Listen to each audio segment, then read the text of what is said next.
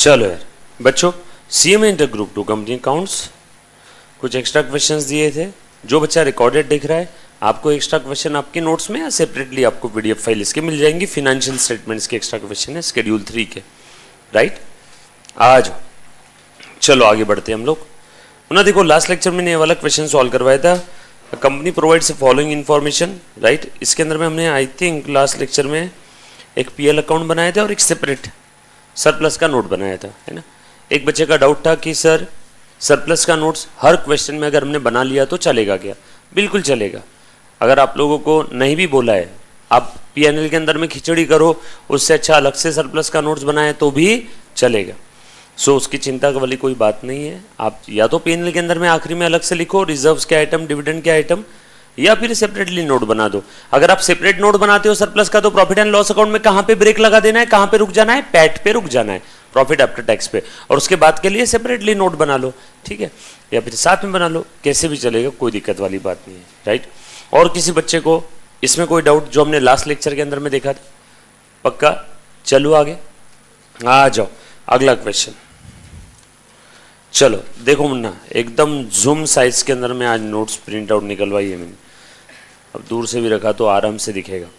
चलो बेटे, the following items appear in the trial balance of the Bharat limited, ठीक है, एज ऑन 31 मार्च 2018।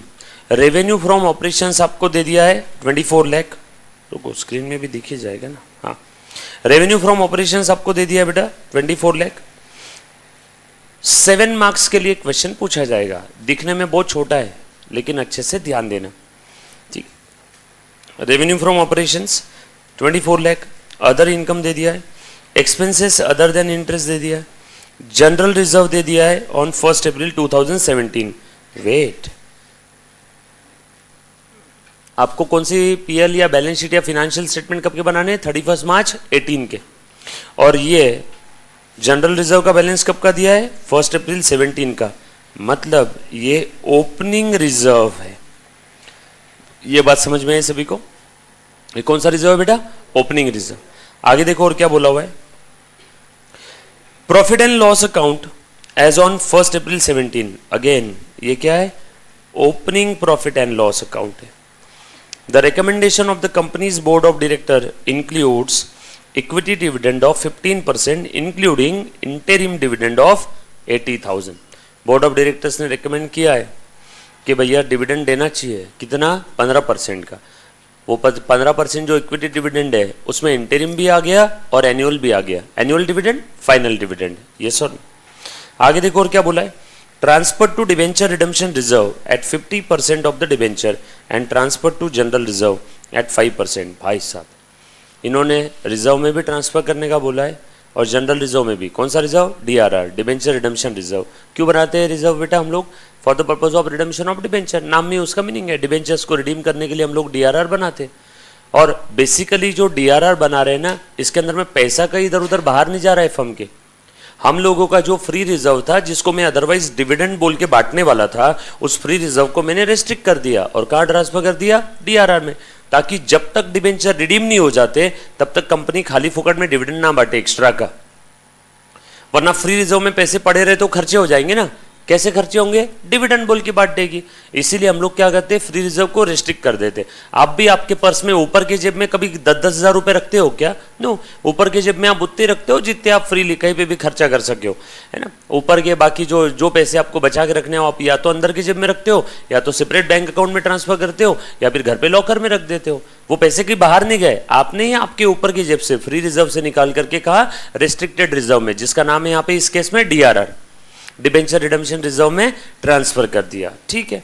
कितना ट्रांसफर करना है बेटा? 50% ऑफ द डिबेंचर। अब ये ऑफ द डिबेंचर नहीं भी दिया रहेगा ना, तो भी आपको एग्जाम में समझना होगा कि डीआरआर के अंदर में जो भी परसेंटेज हम लोग ट्रांसफर करते हैं वो फ्री रिजर्व का या कैपिटल का नहीं, वो डिबेंचर का रहेगा।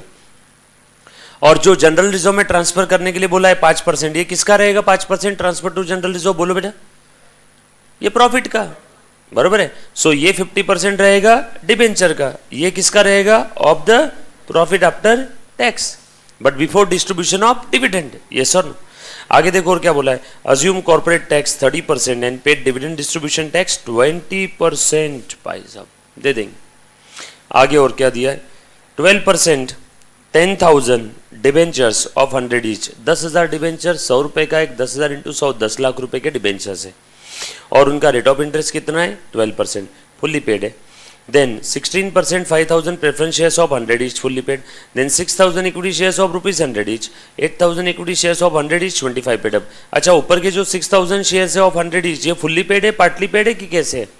कुछ बोला नहीं है तो ये फुल्ली पेड ही रहेंगे. बट हाँ, ये बोला है 25 पेड अप, यानी इसमें पेड अप कैपिटल कितना है बेटा, 8,000 शेयर्स एट द रेट 25, कितना हो जाएगा, 2 लाख रुपए. चेक करो, सही है. चलो आगे. सो ये मुझे सारी इन्फॉर्मेशन दे दी है, कुछ बैलेंसेस दे दिए, कुछ एडिशनल इन्फॉर्मेशन दे दी. चाहते क्या है मुझसे, देखो तो ज़रा, show the above item in the statement of profit and loss and balance sheet. So ऊपर के आइटम मुझे पीएल में दिखाना है और बैलेंस शीट भी बनाना है. 7 से 8 नंबर के लिए क्वेश्चन आएगा. अच्छा, अब यहाँ पे ऊपर के जो भी आइटम दिखेंगे पीएनएल में और बैलेंस शीट में, तो बैलेंस शीट तो कंप्लीट बन ही नहीं सकती. सर क्यों? क्योंकि क्वेश्चन के अंदर में एसेट्स और लायबिलिटी दी ही नहीं है. सारी एसेट्स और लायबिलिटी दी है क्या? नो. सो बैलेंस शीट जो बनेगी वो कैसी बनेगी, एक्सट्रैक्ट, EXTRACT. हाँ, और प्रॉफिट एंड लॉस अकाउंट कोशिश करेंगे जितना इन्फॉर्मेशन मिलती है उस इन्फॉर्मेशन के भरोसे बना लेंगे, और जो जो इन्होंने ट्रांसफर करने का बोला है वो ट्रांसफर भी कर देंगे. यस और नो? चल आ जाओ बेटा, स्टार्ट करते हैं. सो सबसे पहले और भारत लिमिटेड, क्या क्या बनाना है बेटा, प्रॉफिट एंड लॉस अकाउंट और बैलेंस शीट. लिखो क्वेश्चन 2, प्रैक्टिस क्वेश्चन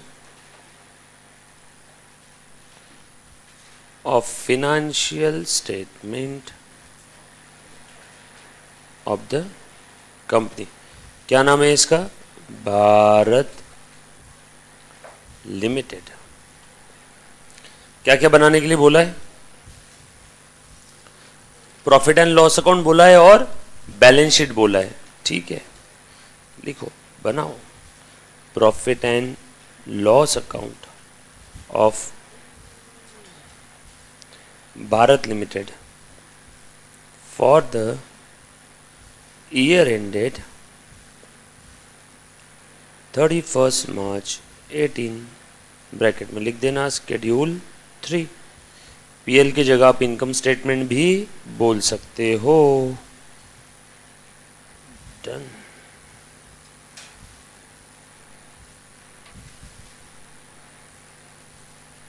अच्छा, मस्त पैकी एक पेज का बना लो फॉर्मेट.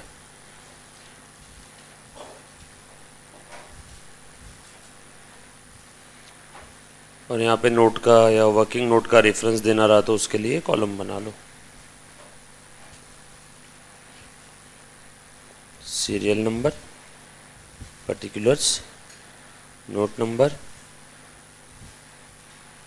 अमाउंट.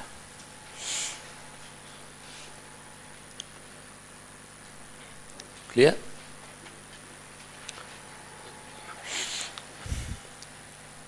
और बैलेंस शीट बना. अब बैलेंस शीट के बाकी आइटम नहीं है, इसीलिए मैं बैलेंस शीट के आगे लिखूंगा एक्सट्रैक्ट. ये लिखना कंपलसरी है, नहीं लिखा तो आधा नंबर गया. As on 31 March 18 as per schedule 3.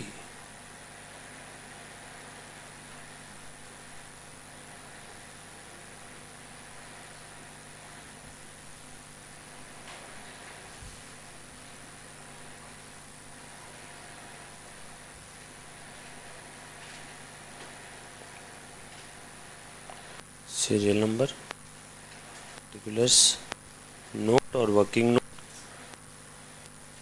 Amount.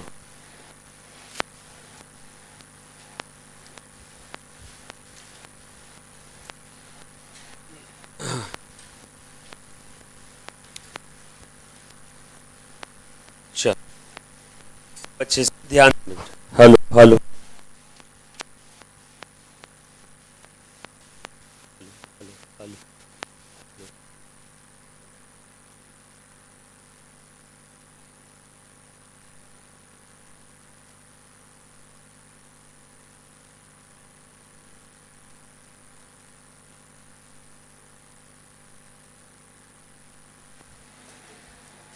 Okay. चलो बेटा करें हम लोग स्टार्ट, जो जो नोट की जरूरत रही वो बनाते बैठेंगे। डन। रेवेन्यू फ्रॉम ऑपरेशन, बोलो मुन्ना कहाँ लिखो रे बेटा, रेवेन्यू और sales, other income,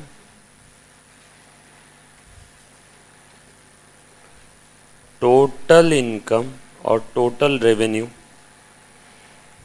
A plus B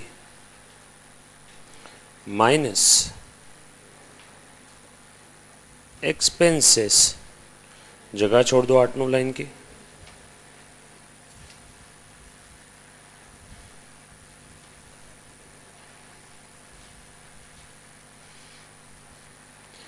is equal to profit from operations before extraordinary item plus minus extraordinary items, शांत भाई, profit before tax minus tax is equal to profit after tax. ओ अच्छा, इसके लिए note ही बना लेंगे, फिर एक काम करते हैं नीचे एक्सटेंड नहीं करता हूँ इसको। डन, चलेगा।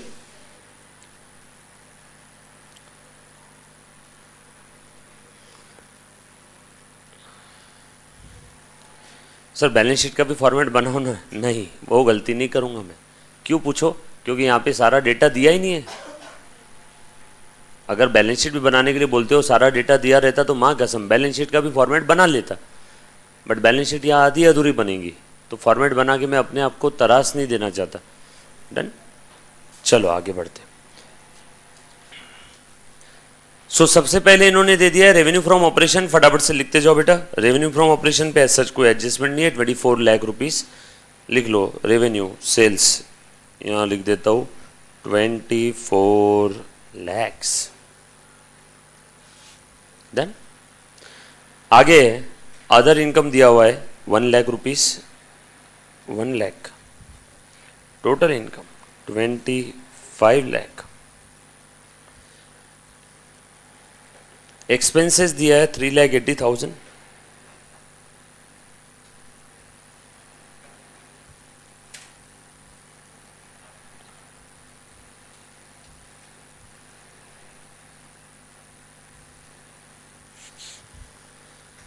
जनरल रिजर्व का ओपनिंग बैलेंस दिया हुआ है 1,30,000। स्क्रॉल करो बेटा इसको,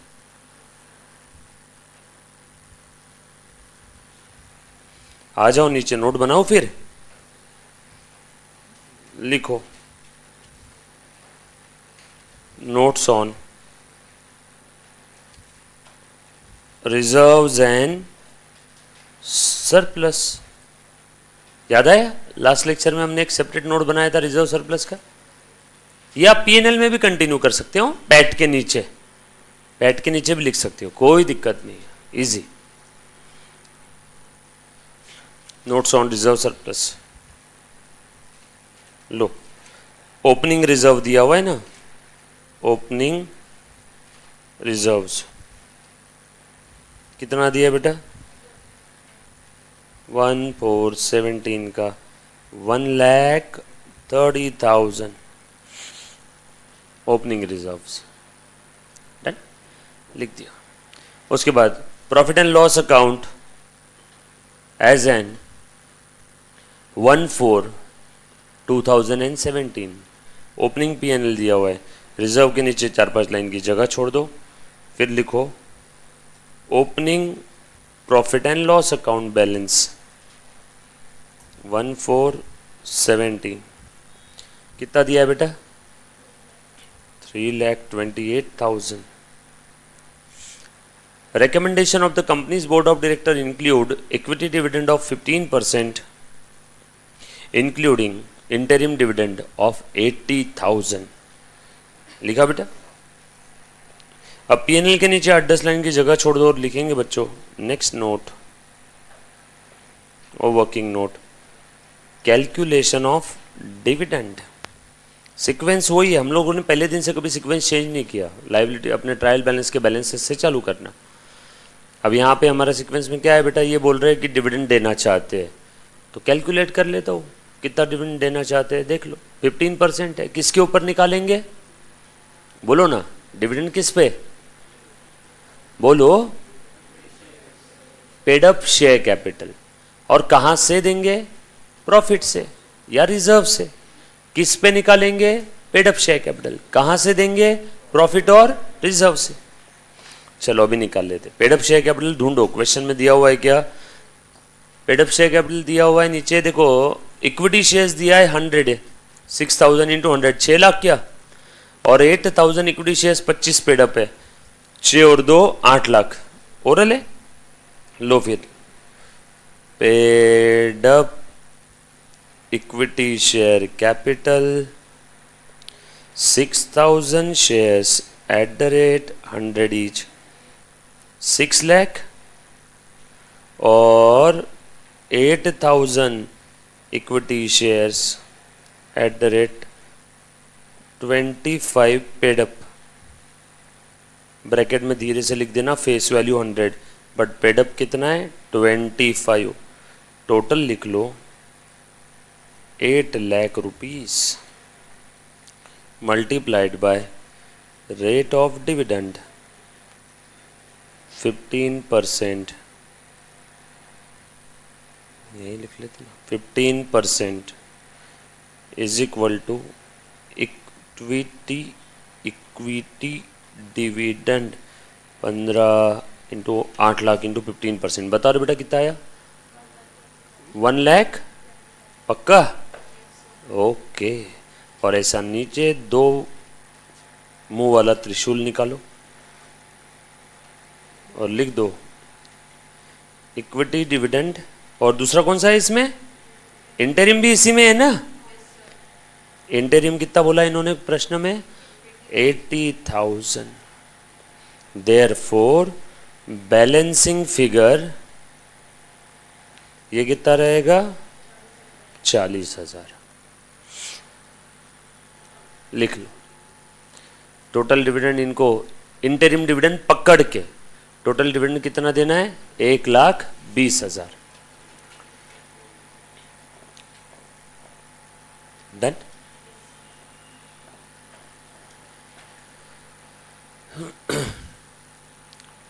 दे दे, आ जाओ दे देते। देखो ये ओपनिंग प्रॉफिट है, मुन्ना प्लीज ध्यान देना, हाँ। प्लस इसमें करंट ईयर का प्रॉफिट ऐड होगा क्या, अब वो मुझे पता ही नहीं अभी कितना है, और यहां पे इसलिए फिर मैंने बॉक्स बना के छोड़ दिया, ओपनिंग प्लस करंट ईयर का प्रॉफिट। अब इसमें से दे दो ना डिविडेंड, प्रॉफिट से देते हैं, किस पे निकालते हैं, पेड अप पे। चलो minus dividend, refer note below. कितना है बेटा डिविडेंड हमारा,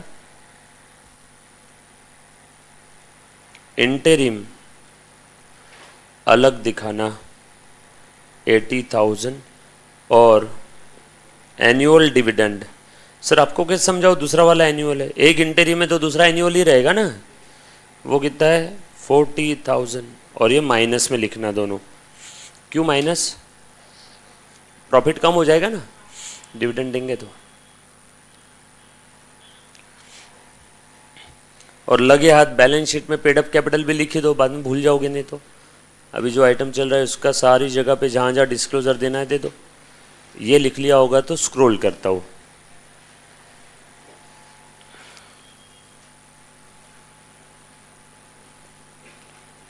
एनीबॉडी, चलो लिख दो फिर। बैलेंस शीट के असेट साइड में, लाइबिलिटी साइड में इक्विटी एंड लाइबिलिटीज, इसमें सबसे पहला आइटम शेयर होल्डर्स फंड्स, उसमें आप लिखेंगे बेटा शेयर कैपिटल। अब या तो इसके लिए नोट्स बनाओ या तो यहीं लिख दो, एक्सट्रैक्ट है तो यहीं लिख देता हूँ, कोई दिक्कत वाली बात नहीं है। एक्सट्रैक्ट बन रही है ना वैसे बैलेंस शीट, तो यहाँ लिख देता हूँ शेयर कैपिटल में। बड़ा अच्छे से ध्यान देना, 2 सेकंड के लिए रुक जा। शेयर कैपिटल में आप सभी ने पढ़ा हुआ है बचपन से, authorise, issued, subscribe, called up, paid up, ऐसा बाइफरकेट करके दिखाना पड़ता है ना। अब मेरे पास ऑथोराइज का तो डेटा ही नहीं है क्वेश्चन में, ऑथोराइज कैपिटल का डेटा ही नहीं है, तो या तो आप ऑथोराइज्ड शेयर कैपिटल लिख करके डैश डैश कर दो, या तो directly issued, subscribe, called up, paid up लिख लो, क्योंकि वैसे भी क्या बन रही है, एक्सट्रैक्ट। हाँ, फुल फ्लेज बैलेंस शीट रहती तो हम लोग ऑथोराइज लिख के डैश लिख देते थे, लेकिन यहाँ पे एक्सट्रैक्ट बन रही है, तो मैं direct issued, subscribe, called up, paid up लिख सकता हूँ क्या? यस। तो देखो मैं कैसे लिख रहा हूँ मुन्ना, प्लीज ध्यान देना। इसमें सबसे पहले लिखूंगा प्रेफरेंस। प्रेफरेंस का नाम क्या है? 16% प्रेफरेंस शेयर कैपिटल। कितना अमाउंट है इसका? 5000 इंटू 100, 5 लाख रुपए क्या? ये मैंने लिख दिया। और दूसरा कौन सा है? Equity shares. ये देखो, इक्विटी शेयर कैपिटल। और देखो नीचे कैसे लिख रहा हूँ, 6000 equity shares at the rate 100 and 8000 equity share of 100, 25 paid up. बराबर है। तो यहाँ पे मैंने लिख दिया 6 लाख और यहाँ पे लिख दिया मैंने 2 लाख। किसी को कोई तकलीफ है इसमें? डन।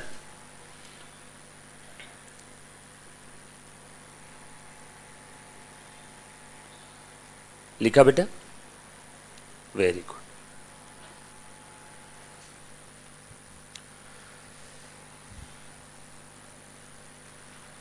Okay done. आगे देखो, चल डिविडेंड वाला हो गया ना अपना। उसके बाद आगे बोला है transfer to debenture redemption reserve 50% of the debenture.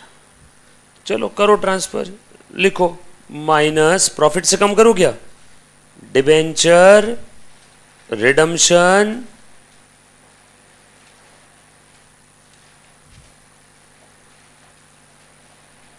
Reserve 50% of debenture. कितने अमाउंट कह रहे बाबा?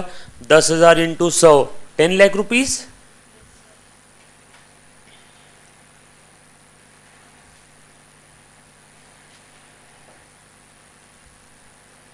कितना आ जाएगा? 5 लाख। कर दिया। अच्छा, ये कब तक रहेगा पैसा डिबेंचर रिडम्पशन रिजर्व में, जरा बताओ तो। ऑलरेडी कंपनी में मैंने आपको शेयर्स और डिबेंचर्स के केस में बताया था, जब तक वो डिबेंचर रिडीम नहीं हो जाते। एक बार डिबेंचर रिडीम हो गए तो डीआरआर का बैलेंस फिर से कहां ट्रांसफर कर देंगे? रिजर्व में। बरोबर? अच्छा, उसके बाद प्रॉफिट से हमने कम कर दिया और ऊपर डिबेंचर रिडम्पशन रिजर्व कहां दिखाऊं? अलग से ले लूं क्या? प्रॉफिट से तो कम कर दिया, डीआरआर में लेना पड़ेगा ना। आप समझ रहे हो मैंने क्या बोला? छोड़ो नीचे 5 लाइन की जगह इसमें और लिखो debenture redemption reserve 5 lakh. Sir ये क्या किया आपने? बताता हूं। अरे बाबा, प्रॉफिट से कम किया, कहां डाला? डिबेंचर रिडम्पशन रिजर्व में। तो डीआरआर दिखाओगे कि नहीं दिखाओगे बैलेंस शीट में? बरोबर ना? प्रॉफिट से तो कम कर दिया, अब कहां डालेंगे? डीआरआर में। तो डीआरआर में बढ़ाओ तो सही। प्रॉफिट से कम किया, डीआरआर में बढ़ा दिया। नहीं, अभी कुछ नहीं चाहिए। चलो आगे। उसके बाद और क्या बोला है? Transfer to general reserve at 5%। ले भैया, minus transfer to general reserve. फिर से प्रॉफिट से कम करना है क्या? 5% ऑफ पैट। अरे पैट तो मुझे मालूम ही नहीं है। अच्छा, जनरल रिजर्व में ट्रांसफर करना है, प्रॉफिट को कम करेंगे और कहां डालेंगे? जनरल रिजर्व में। तो डालो तो सही, ऊपर लिख दिया देखो, plus transfer to general reserve from P and L account. तो पी एंड एल से माइनस करेंगे और जनरल रिजर्व में लिखेंगे।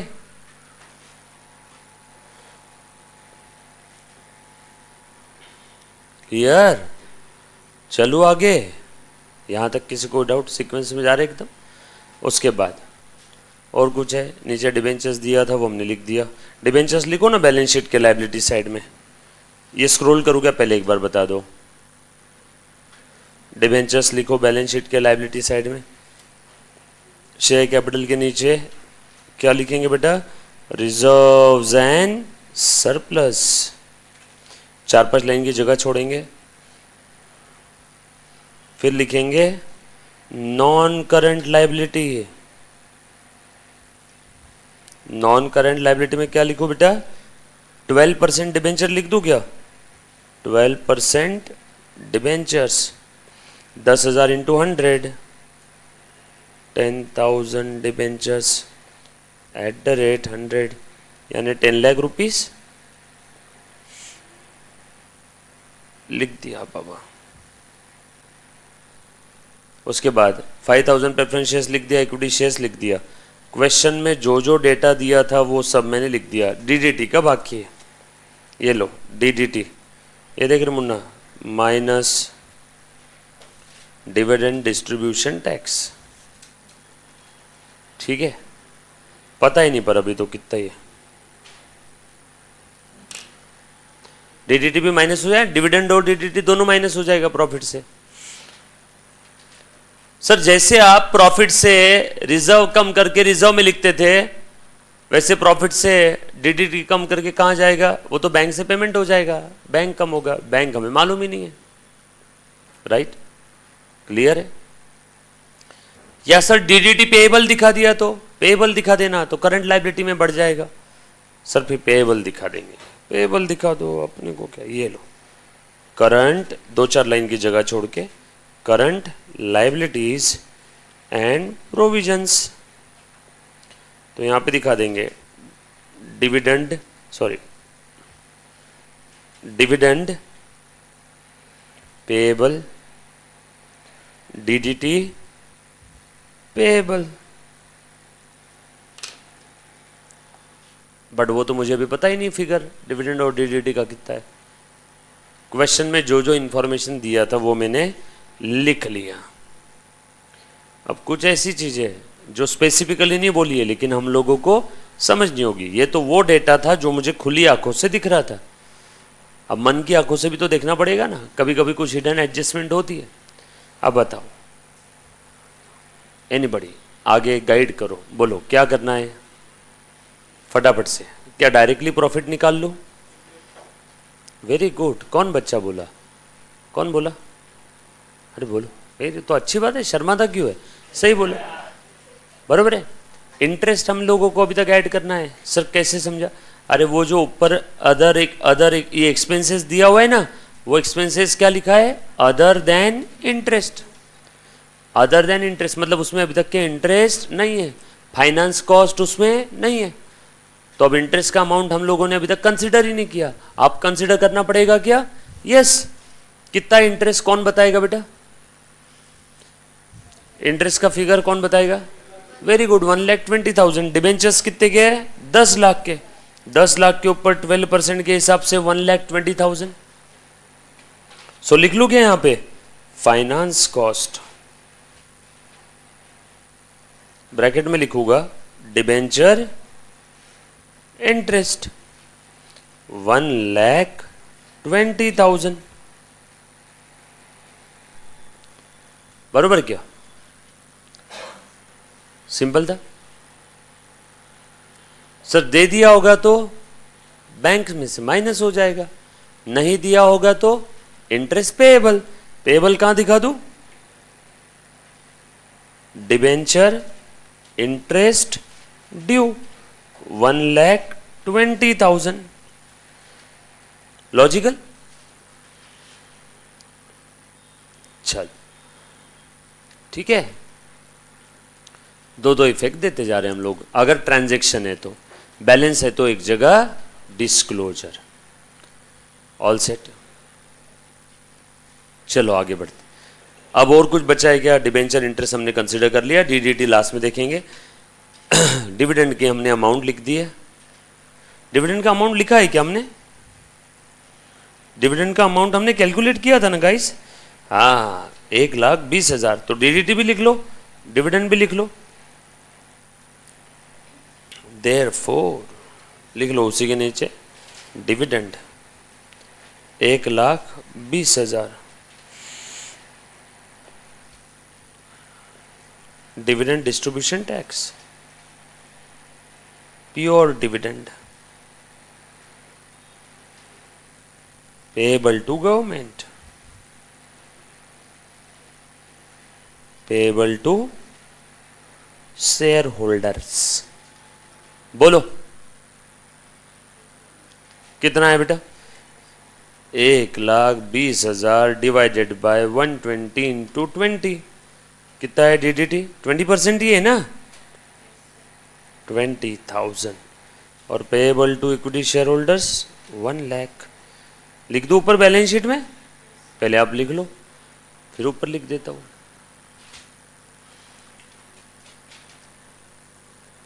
डन। लिख लो डिविडेंड पेएबल 1 लाख, डीडीटी 20,000। प्रॉफिट से कम कर दो, कम हो गया।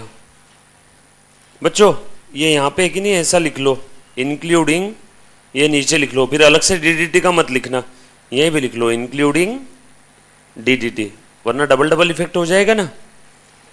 ये डीडीटी अलग से लिखने की ज़रूरत नहीं है, हमने नोट में वैसे दिखाई दिया है।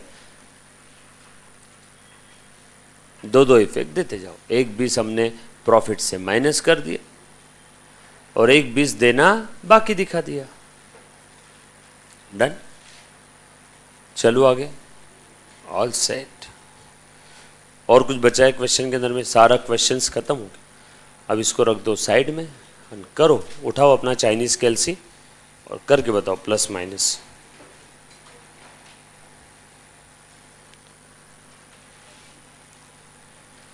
बोलो बेटा।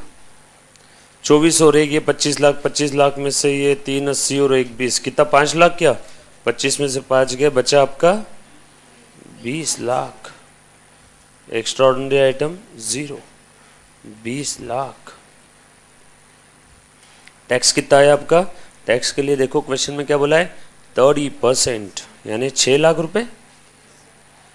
बचा कितना? 14 लाख। बराबर।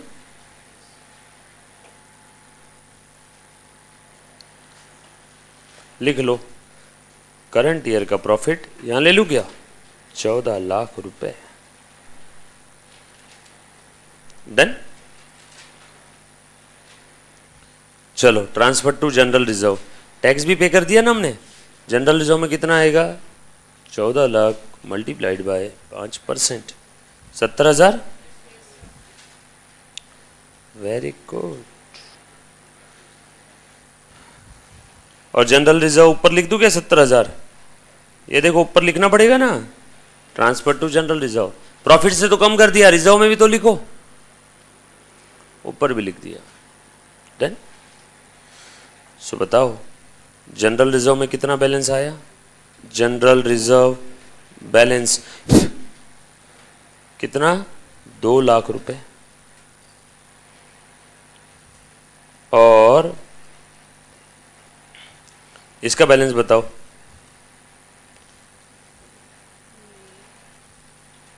पीएनएल अकाउंट बैलेंस बोलो बेटा। 328 प्लस 14 17,28,000, 14 और 3 17, minus 1,20,000 including DDT, minus 5 lakh, minus 70,000। कितना है बेटा? 10,38,000। Done. PNL account balance. Debenture redemption reserve का बैलेंस करो टोटल 5 लाख।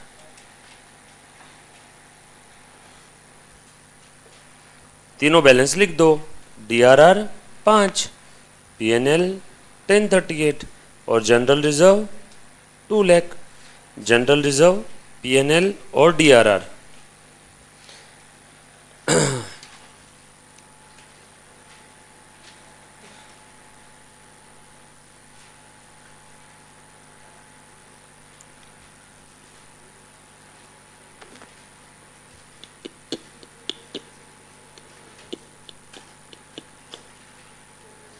डन। स्क्रॉल करूं क्या? जनरल रिजर्व का बैलेंस लिखो 2 लाख, PNL का बैलेंस लिखो 1038 और DRR का बैलेंस लिखो 5। रिजर्व सरप्लस में आ जाओ। जनरल रिजर्व, PNL और debenture redemption reserve 2 lakh, PNL का 10,38,000 और DRR में 5 लाख। गलती से भी बैलेंस शीट की टोटल मत कर देना, पूरा बना बनाए खेल बिगड़ जाएगा। बराबर? ओके। IUC 1,20,000 ये डिविडेंड है टोटल। इसमें डिविडेंड और DDT इंक्लूडेड है। DDT 20% है। डिविडेंड अगर 100 है तो DDT उसका 20% 20 रहेगा, और इसमें दोनों इंक्लूडेड है, मतलब ये 120 है। सो 1,20,000 अगर 120 है तो 100 यानी कितना? 1,20,000 अगर ये 120 है तो 20 यानी कितना? Cross multiplication, right?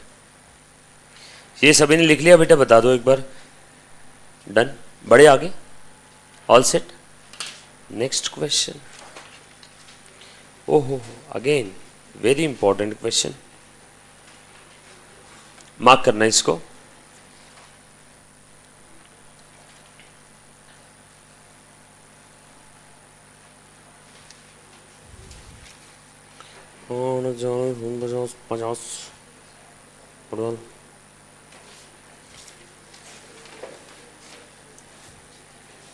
Okay, next practice question number 4। 4 ही है ना कि 3 है? 3 लिखो। Practice question number 3। हाँ बोल बेटा।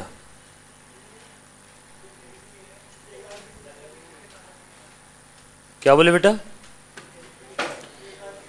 फिर आपको वैसा है कि नहीं, नोट लिखना पड़ेगा कि DDT जो है वो एक्सक्लूडिंग, ऊपर जो डिविडेंड का अमाउंट है उसमें DDT इंक्लूडेड नहीं है। फिर वैसा नोट लिख दिया तो भी चलेगा। हाँ चलेगा, मैं बोल रहा हूँ ना, दोनों भी केस में आप नोट लिख दो, कोई दिक्कत वाली बात नहीं है।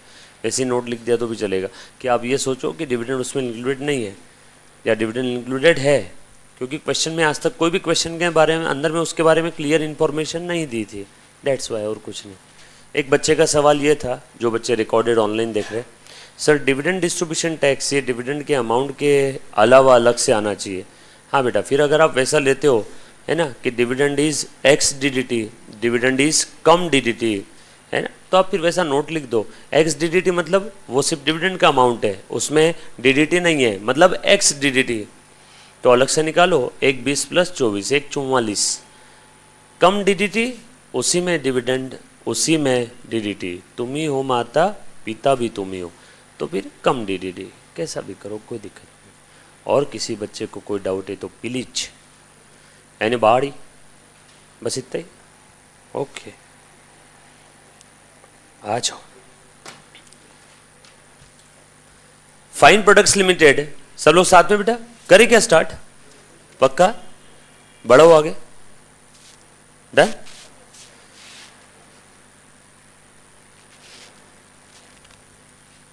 फाइन प्रोडक्ट्स वॉज रजिस्टर्ड, बातें मत करो, ध्यान दो please. Fine products limited was registered with a nominal capital of 5 lakh. Okay, लिख दो यहाँ पे, ऑथोराइज कैपिटल है ये, लिखना है बेटा सभी ने। ये कौन सा कैपिटल है? Authorised. Registered capital, nominal capital, is that capital which company can raise at max. इससे ज़्यादा कंपनी रेज नहीं कर सकती।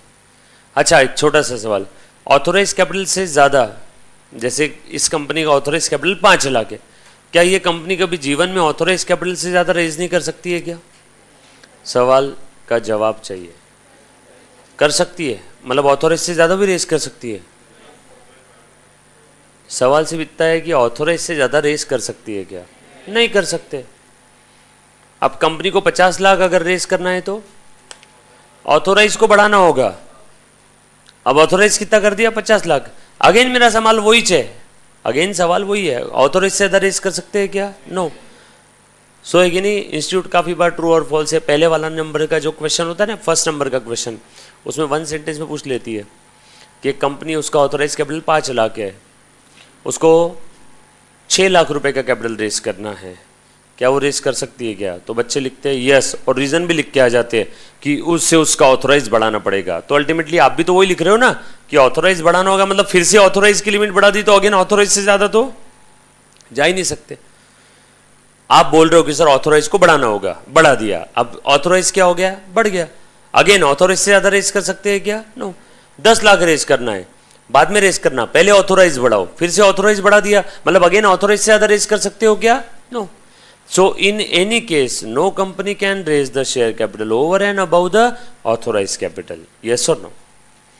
आ जाओ, इस बार तो बैलेंस शीट के अंदर में हम लोग ऑथोराइज भी लिख देंगे। देखो ऑथोराइज दिया हुआ है, डिवाइडेड इनटू शेयर्स ऑफ 100 ही, यानी 5000 शेयर्स रहेंगे। 5 लाख divide by 100। Following trial balance, wait हमारे पास भी है स्क्रीन पे, ये अच्छे से ध्यान देना। हाँ रिशित सही बोला बेटा। Fine products limited registered with the nominal और authorise capital 5 lakh 100 each. Debit balance और क्रेडिट बैलेंसेस दे दिए सारे।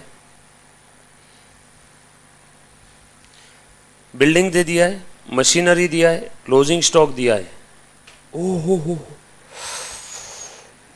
फर्स्ट टाइम, बताओ फर्स्ट टाइम क्लोजिंग स्टॉक भी दे दिया है। बोलो क्या इफेक्ट रहेगा इसका, कहाँ कहाँ जाएगा? 90,000। बोलो बैलेंस शीट के असेट। वो चेंजेस इन इन्वेंट्री में नहीं लेंगे क्या आप? मेरा सवाल सुनना, changes in inventory opening minus closing करेंगे नहीं इसमें, क्यों? ट्रायल बैलेंस में आ गया इसलिए, बट क्यों? वही तो पूछ रहा हूं, क्यों? हाँ, कौन सी एडजस्टमेंट कैसी होती बताओ? आप जो बोल रहे हो सही है, क्लोजिंग स्टॉक ट्रायल बैलेंस में दिया हुआ है, मतलब इसको सिर्फ और सिर्फ बैलेंस शीट में लिखना है, बट क्यों?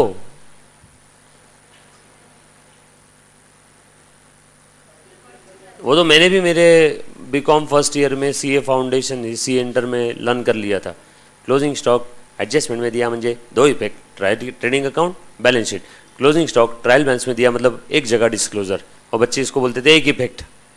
एक इफेक्ट नहीं बोलना, एक जगह डिस्क्लोजर। But why? परचेस में से ऑलरेडी एडजस्ट हो चुका है। ट्रायल बैलेंस में क्लोजिंग स्टॉक दिया means it is already adjusted out of purchase. तो यहां पे ये जो परचेस दिया है ना, ये परचेस कब आया? After adjustment of closing stock. So अगर ये आपको एग्जाम में नहीं भी दिया एडजस्टेड वर्ड, तो भी समझ जाना क्लोजिंग स्टॉक ट्रायल बैलेंस में मतलब वो ऑलरेडी परचेस से एडजस्ट हो गया।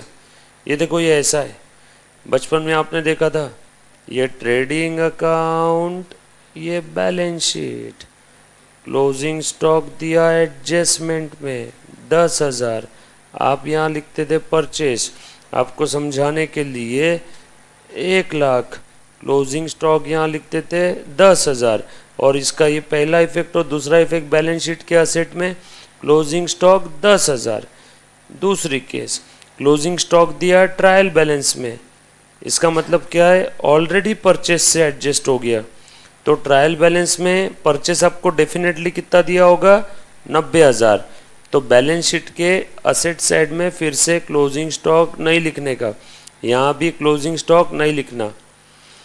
90,000 मतलब क्लोजिंग स्टॉक ऑलरेडी परचेस से लेस हो चुका है, तो परचेस की फिगर कितनी रहेगी 90।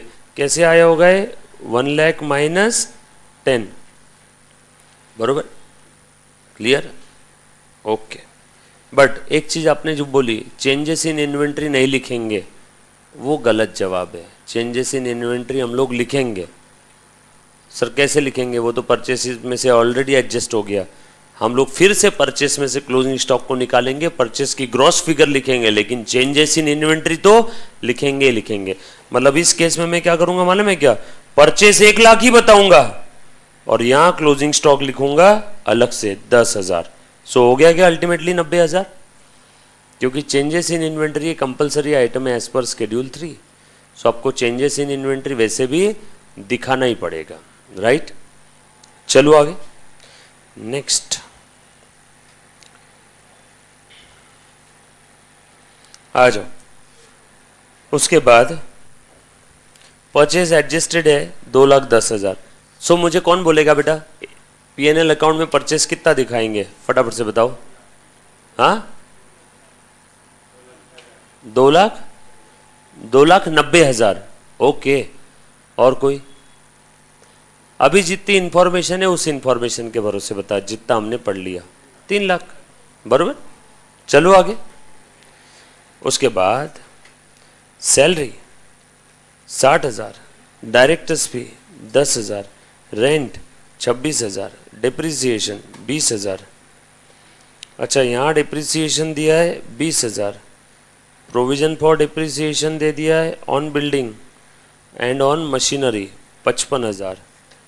ओहो हो, ये कब का बैलेंस है बेटा 31 मार्च 18। एक और खास बात, इस क्वेश्चन की खास बात है star mark 1, star mark 2, provision for depreciation. कुछ बच्चों को इसमें खास बात नहीं लग रही है, बताता हूँ। प्रोविजन फॉर डिप्रिसिएशन का ट्रायल बैलेंस के अंदर में आपको क्लोजिंग बैलेंस दे दिया, मतलब इसमें करंट ईयर का भी डिप्रिसिएशन इंक्लूडेड है। Are you getting my point. Trial balance में आ गया मतलब उसकी एंट्री हो गई, पोस्टिंग हो गई, बैलेंसिंग हो गई, अकाउंटिंग हो गई, तभी ट्रायल बैलेंस में कोई बैलेंस आता है कि नहीं, कि वैसे ही आ जाता है डायरेक्टली। समझ में आया क्या आपको। ये प्रोविजन का आज तक जो भी क्वेश्चंस आपने पढ़े, हर क्वेश्चन में प्रोविजन का ओपनिंग बैलेंस दिया रहता था, प्रोविजन फॉर डिप्रिसिएशन का, फिर उसमें आप करंट ईयर का डिप्रिसिएशन अलग से ऐड करते थे, फिर क्लोजिंग निकालते थे। इस बार क्लोजिंग बैलेंस ही दे दिया प्रोविजन फॉर डिप्रिसिएशन का। सर आपको कैसे समझाए क्लोजिंग है, ये ट्रायल बैलेंस कौन से डेट का है देखो, और ये सारे बैलेंसेस कौन से डेट के रहेंगे फिर क्लोजिंग। तो ये प्रोविजन फॉर डिप्रिसिएशन भी कौन सा है, क्लोजिंग। आज तक सारे क्वेश्चन में कौन सा दिया रहता था, ओपनिंग।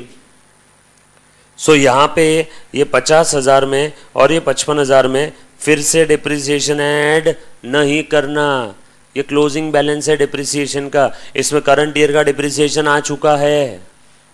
ये बात समझ आई सभी को। से दूसरा स्टार मार्क, दो खास बातें अभी तक हमने देखी है जो अभी तक मेरे ख्याल से बाकी कोई क्वेश्चन में नहीं थी। बैड डेट दे दिया है, इंटरेस्ट अक्रूड ऑन इन्वेस्टमेंट। क्या होता है बेटा इंटरेस्ट अक्रूड ऑन इन्वेस्टमेंट, कमा लिया बट मिला नहीं, मिलना बाकी है, मतलब इंटरेस्ट रिसीवेबल। अकाउंटिंग हो चुकी है या बाकी है इसकी, हो चुकी है, तभी तो ट्रायल बैलेंस में आया। तो इसका एक जगह डिस्क्लोजर जाएगा। इंटरेस्ट अक्रूड ऑन इन्वेस्टमेंट का मतलब होता है इंटरेस्ट रिसीवेबल। इंटरेस्ट रिसीवेबल कहाँ जाएगा, बैलेंस शीट के असेट साइड में, करंट असेट में। यहाँ पे किसी को लिखना है तो लिख लो, दिस इज इंटरेस्ट आउटस्टैंडिंग और इंटरेस्ट रिसीवेबल। आउटस्टैंडिंग मतलब देना बाकी नहीं रहता हर बार, इंटरेस्ट रिसीवेबल आना बाकी। और किसके ऊपर का इंटरेस्ट था देख लो, 12,000 शेयर्स ऑफ एक्स लिमिटेड हमने खरीदे थे, 10 रुपए का एक शेयर 8 रुपए पेड अप था। 10 रुपए का एक शेयर 8 रुपए पेड अप था, मतलब 2 रुपए अभी भी पे करना बाकी है। ये हमने खरीदा हुआ है या इशू किया हुआ है, खरीदा हुआ है। कौन सी कंपनी के, एक्स। हम कौन सी कंपनी है, फाइन। यस और नो। चलो यहां पे एक तीसरी खास बात जो इस क्वेश्चन में है, बाकी और कोई क्वेश्चन में नहीं थी। कोई एनी आइडिया, कोई गेस कर सकता है, पता है आपको, पर ये बात जो मैं बोलने जा रहा हूं ये आपको पता है, सिर्फ आपको थोड़ा सा सोचना है। ये इन्वेस्टमेंट को देख करके क्या लग रहा है, और क्या चीज़ आ सकती है इसमें? ये इन्वेस्टमेंट जो हमने खरीदी है ना 12,000 का, 12,000 shares, 10 rupees each, 8 rupees paid up, इसमें 2 रुपये हम लोगों को कभी भी बुलवा सकती है क्या वो कंपनी? 2 रुपये पेएबल है क्या? वो कंपनी जिस दिन बुलाएगी उस दिन हमको देना पड़ेगा क्या? जिस दिन वो कंपनी कॉल करेगी उस दिन हमें देना पड़ेगा, कॉल करी देना पड़ेगा, कॉल नहीं करी नहीं देना पड़ेगा, मतलब ये क्या है? Contingent liability. अकाउंटिंग तो नहीं करेंगे लेकिन इसकी नोट कंपलसरी देना है, कॉन्टिंजेंट लाइबिलिटी। ये तीसरी खास बात, नोट नहीं दिया तो 1 नंबर कटेगा इसके अंदर में, तो कि आपके फाइन कंपनी के शेयर होल्डर्स को भी तो पता चले कि इस कंपनी के ऊपर कौन कौन सी कॉन्टिंजेंट लाइबिलिटी है। यस और नो? जिस दिन सामने वाली कंपनी बुलाएगी मुझे झक मार के 2 रुपये देना पड़ेगा बचे हुए।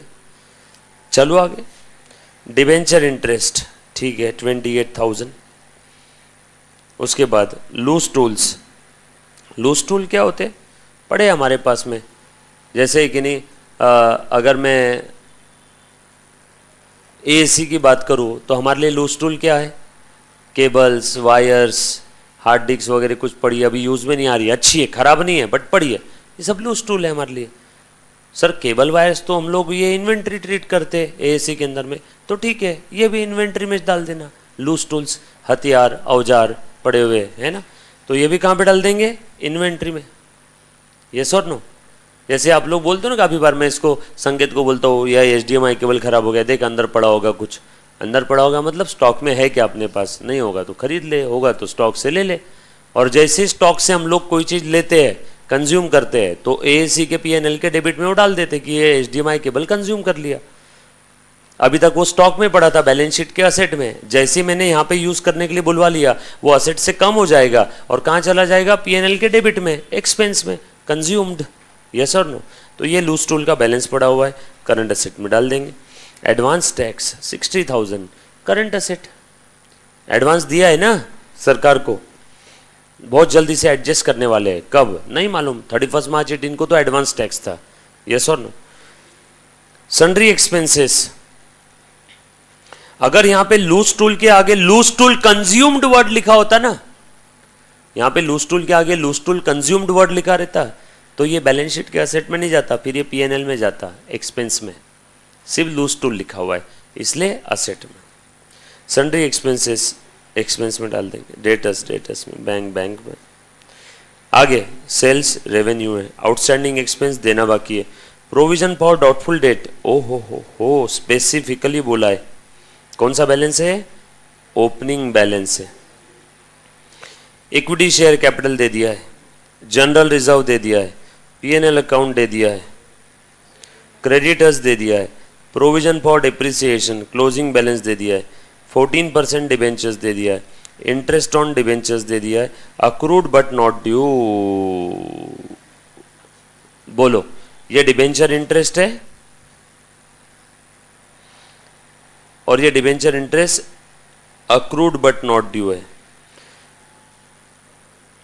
बोलो, अक्रूड बट नॉट ड्यू, क्या करेंगे इसका?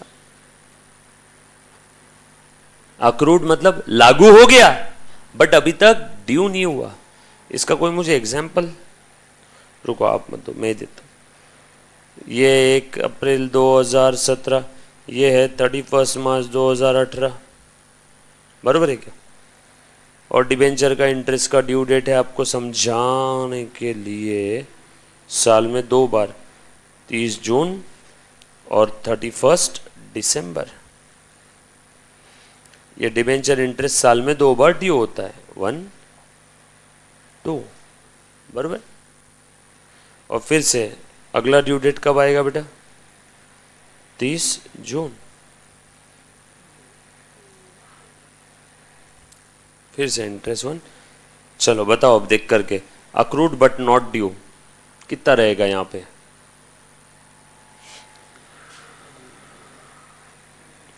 इस डेट को फिनेंशियल स्टेटमेंट बना रहा हूं, debenture interest accrued but not due.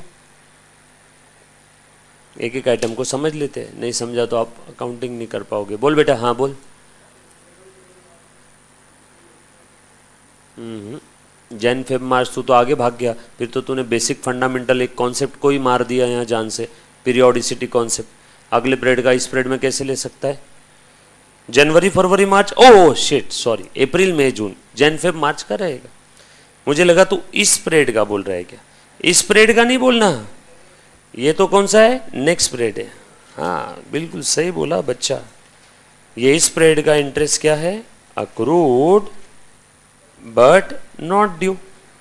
Not due sir कब ड्यू होगा? नॉट ड्यू तो ये कब ड्यू होगा बताओ? ये होगा इस डेट को, इसीलिए इस दिन हम लोग इसे बोलेंगे accrued but not due. Jan Feb March का, अप्रैल में जून नहीं बोलना। अगेन पहले वाले क्वेश्चन के अंदर में छोटू सा एग्जांपल दे दिया, दोनों में पीरियड 3-3 महीना है। आपको सवाल पूछेंगे अक्रूड बट नॉट ड्यू कौन से पीरियड का है, या अमाउंट निकाल के बताओ, बरोबर है। अमाउंट तो खैर दोनों भी इसमें सेम आ जाएगी, बट वो पूछते कौन से पीरियड का है, तो Jan Feb March is the correct answer. सही है बेटा, जैन फेब मार्च। सो इस पीरियड का इंटरेस्ट अक्रू हो गया, अक्रू हो गया, अक्रू हो गया but not due, accrued but not due, accrued but not due, accrued but not due, accrued but not due, accrued but not due, accrued but not due, accrued but not due, due. हम लोग कब बना रहे balance sheet? इस date को। सो accrued but not due कितना है?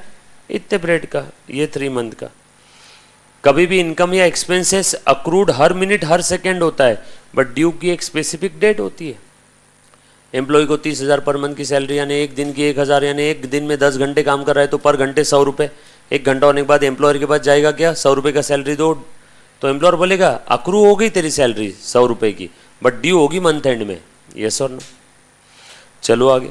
सो accrued but not due ये कितना दिया है? 14,000। इस क्वेश्चन में ये रेडीमेड दे दिया है। हो सकता है इंस्टीट्यूट ने सोचा फाइनल लेवल पे आपको रेडीमेड नहीं देते, फाइनल लेवल पे आपको ये भी एडजस्टमेंट में देते और निकालना पड़ेगा। इंटर लेवल पे बहुत इजी है, दे देते हैं रेडीमेड। फाइनल लेवल पे आपको ये कैलकुलेट करना होगा, सिनारियो दिया रहेगा एडजस्टमेंट में, लंबा चौड़ा एक पैराग्राफ, फिर अक्रूड बट नॉट ड्यू आपको कैलकुलेट करना होगा। ये जो अमाउंट 14,000 यहाँ पे दिया हुआ है। इंटरेस्ट ऑन इन्वेस्टमेंट दिया हुआ है 12,000, ये कौन सा है? इनकम है एक्सपेंस है? क्रेडिट बैलेंस है तो सर इनकम ही होगा। By the way interest on investment कितनी होनी चाहिए थी? देखो तो 12,000 है, 10 रुपये का एक, 8 रुपये बेटा। परसेंटेज दिया ही नहीं है क्या? नो, परसेंटेज दिया नहीं, ठीक है। Unclaim dividend, bill discounted but not matured. Unclaim dividend क्या होता है रे बेटा? कंपनी ने डिविडेंड प्रपोज कर लिया, डिक्लेयर हो गया, और वो जो शेयर होल्डर था जिसको डिविडेंड देना था, कंपनी तो डायरेक्टली बैंक अकाउंट में डिविडेंड ट्रांसफर कर देती है, लेकिन उसका बैंक अकाउंट भी नॉन ऑपरेटिंग था, पता नहीं कहाँ जिंदा है मर गया।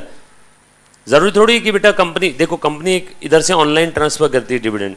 अब अगर किसी का बैंक अकाउंट जिसकी डिटेल कंपनी के पास में थी वो नॉन ऑपरेटिंग है, तो उसमें जाएगा क्या डिविडेंड? नो। तो वो तो डिविडेंड का पैसा वापस कंपनी के अकाउंट में आ जाएगा। तो वो जो डिविडेंड है वो क्या है? अनक्लेम्ड है, कंपनी को देना पड़ेगा क्या? यस। कब? जिस दिन वो आएगा तब। कब तक वेट करेगी कंपनी? कब तक वेट करेगी? 7 साल तक। और अगर 7 साल तक वो इंसान नहीं आता तो ये अनक्लेम डिविडेंड कहाँ चला जाएगा?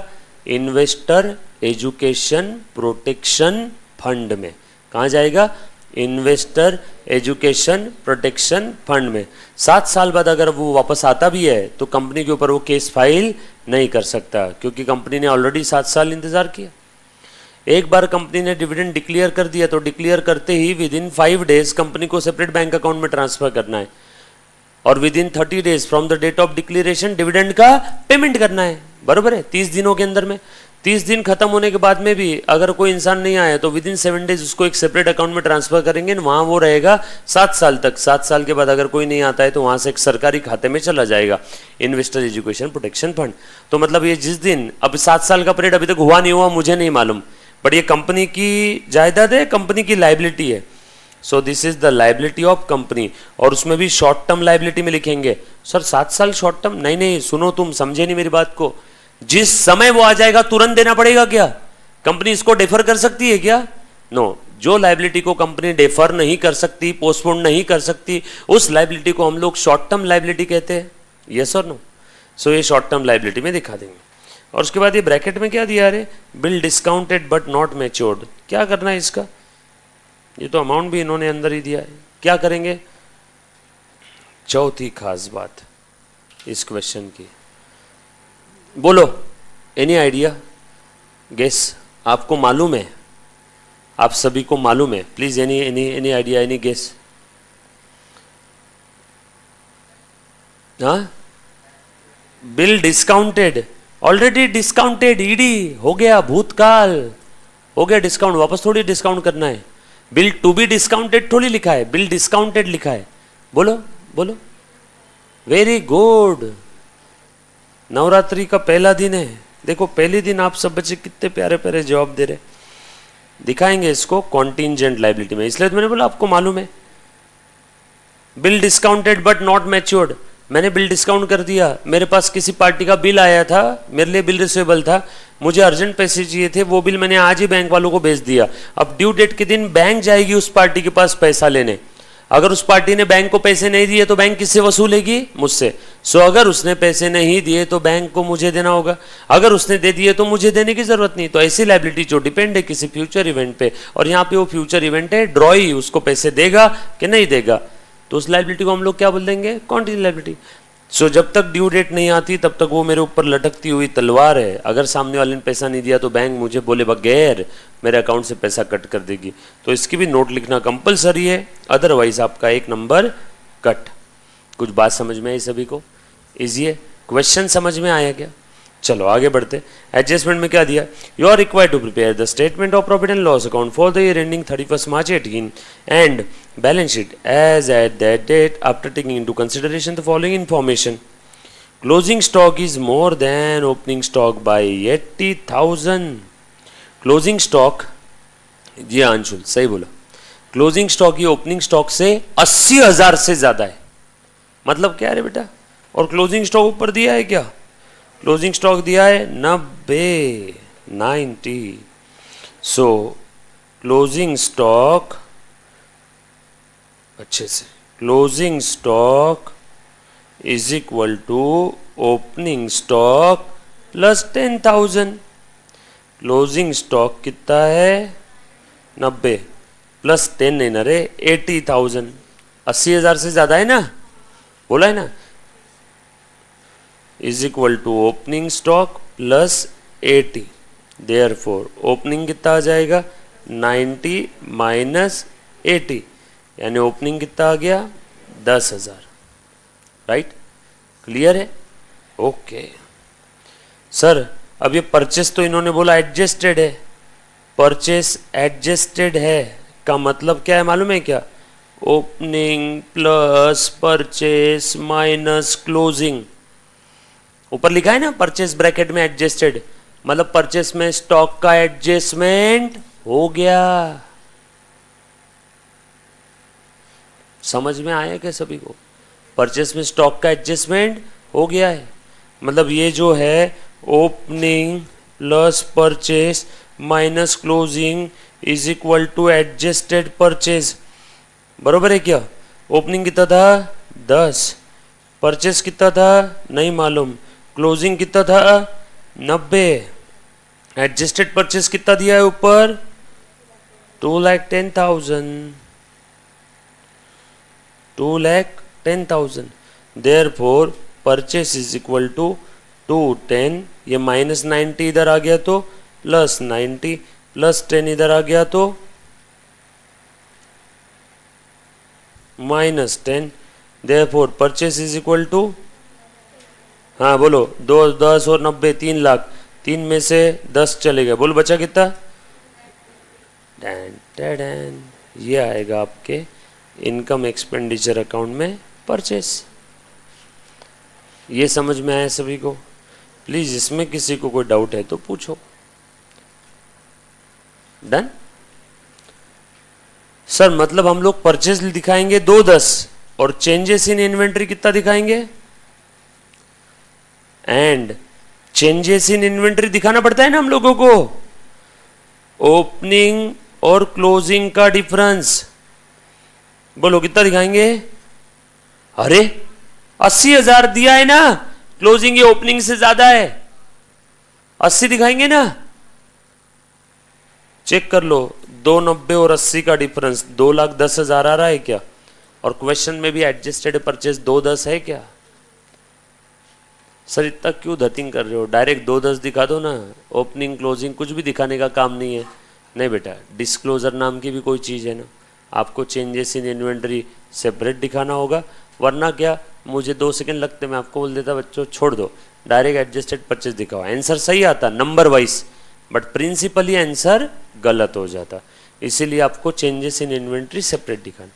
ये चीज़ समझी होगी तो ठीक है, नहीं समझी होगी कोई बात नहीं, मैं नोट बनाऊंगा तब वापस बता देता हूँ। चलो स्टार्ट करो, गया खेल खत्म, इजी क्वेश्चन एकदम। 4 खास बातें सभी ने मार्क करके रखी, लिखो क्वेश्चन नंबर 3 है ना बच्चों, है 3 प्रैक्टिस क्वेश्चन। क्या नाम है इसका? Fine products.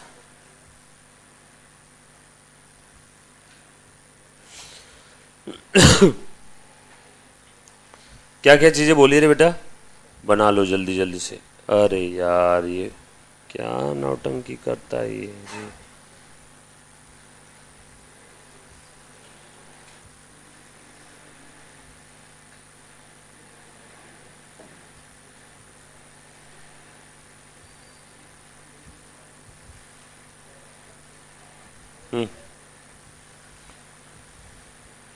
क्वेश्चन नंबर 3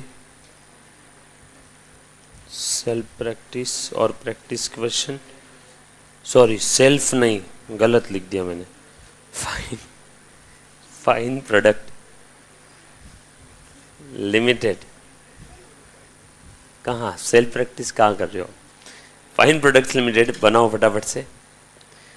पहले तो बना लो प्रॉफिट एंड लॉस अकाउंट, जल्दी जल्दी से बनाओ फुल स्पीड में। Serial number, particulars, note, amount. ले तो मुन्ना जल्दी जल्दी से बना, बातें मत करो, बनाओ जल्दी से। क्या बना लिया आप लोगों ने? सच्ची क्वेश्चन भी सॉल्व कर लिया? करो ना फिर, करते क्यों नहीं? Serial number, particulars, note number, amount.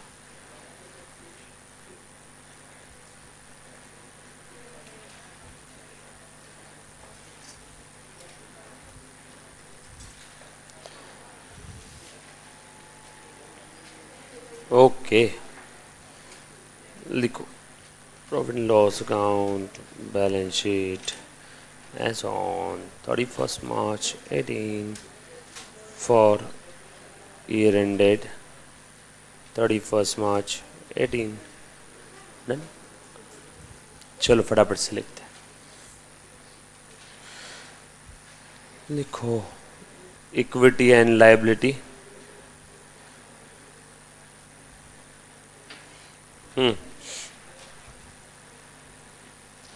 Share holders funds, उसके बाद लिखो शेयर कैपिटल,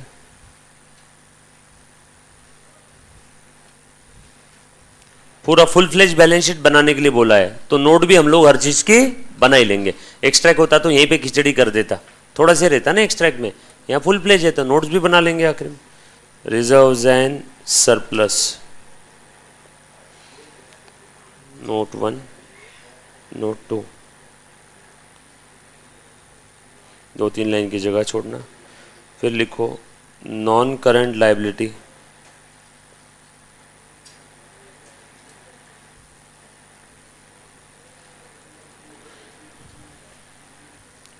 फिर 4-5 लाइन की जगह छोड़ दो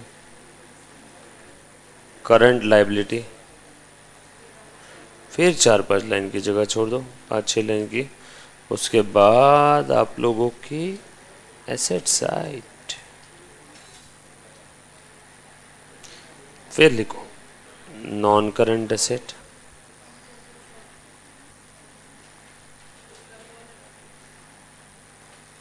आज मैं ना बुक भी चेक कर लूंगा सभी का, ठीक है?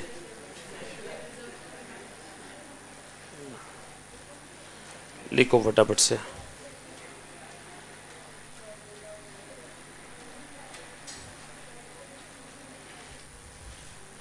नॉन करंट एसेट में फिक्स्ड एसेट्स,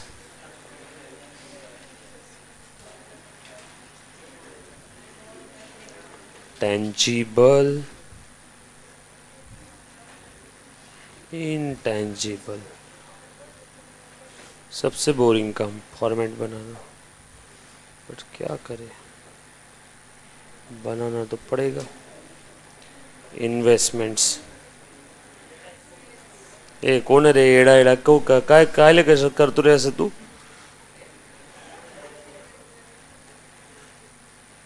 क्यों रे, मेरे बलिनों पे किसने लिखा कि हम पे नहीं तो गाड़ी पे रहम कर लो, प्लीज भगवान के लिए गाड़ी धो दो, प्लीज वॉश माय बलिनो। किसी ने तो भी लिखा, और मेरे को आकाश सर बोले कि सर वो बच्चों ने लिखा है, किसी ने तो भी। कौन लिखा? आपने इसमें नहीं लिखा? क्या बात कर रहे हो? फिर उधर के क्लास में से किसी ने लिखा होगा। पहले मेरे को ऐसा लग रहा था उधर के इसमें किसने लिखा, फिर मेरी बात हुई, मेरे को लगा अपने इसमें से किसने लिखा, तो अभी तक समझ में नहीं आया किसने वो मजाक किया। गाड़ी हाँ एक्चुअल में धोई नहीं है, 2-3 महीने से ली है जब से। मैंने बोला बैचेस होने के बाद धोऊंगा एक बार शांति में अच्छे से, एकदम वो गमछा बिमछा बांध के से जैसे धोने वाले लोग रहते हैं। क्योंकि हमारे सोसाइटी में जो गाड़ी धोने वाले आते हैं बड़े बादशाह है, वो आते हैं सुबह 8 बजे आते हैं और शाम में 5-6 बजे चल जाते हैं। तो 8 से पहले मैं घर से निकल जाता हूँ और शाम में 9:30-10 बजे जाता हूँ। तो इस कारण से क्या है, अपने पास और कोई ऑप्शन नहीं। और संडे के दिन भी कहीं ना कहीं लेक्चर में रहते ही फंसे हुए। तो एक बार अब देखना पड़ेगा कौन बच्चा है, किसने लिखा है। तो गारंटी से है कोई स्टूडेंट, या तो इधर का या तो उधर का, बाकी कौन राह चलते लोग लिखेंगे रे। ऐसा गरीब आदमी पे अत्याचार कर रहे यार आप लोग। वो देख करके कोई धो के चला जाएगा कोई दिन, उसको बेचारे गाड़ी धो दो। लिखो रेवेन्यू, उसके ऊपर मेम बने, मालूम है क्या? मेम बने, और वो मेम मैंने नहीं बनवाए, मेम बने हैं और भयंकर हर जगह पे। उधर में जो मेरा सीएस का ग्रुप है वहां पे हर जगह पे वायरल कर दिया।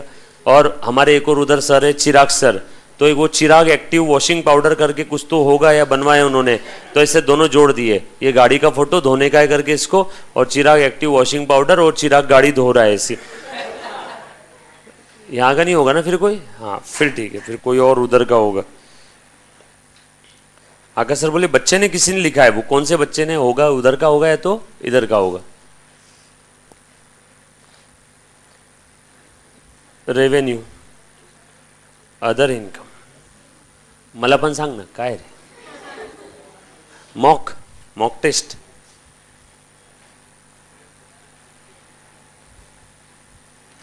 Total income, expenses,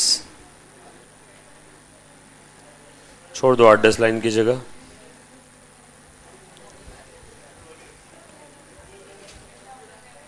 profit before tax and extraordinary item,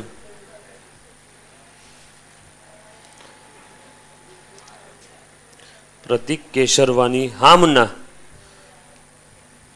दोस्त है बेटा, क्यों रे? Plus minus extra ordinary items,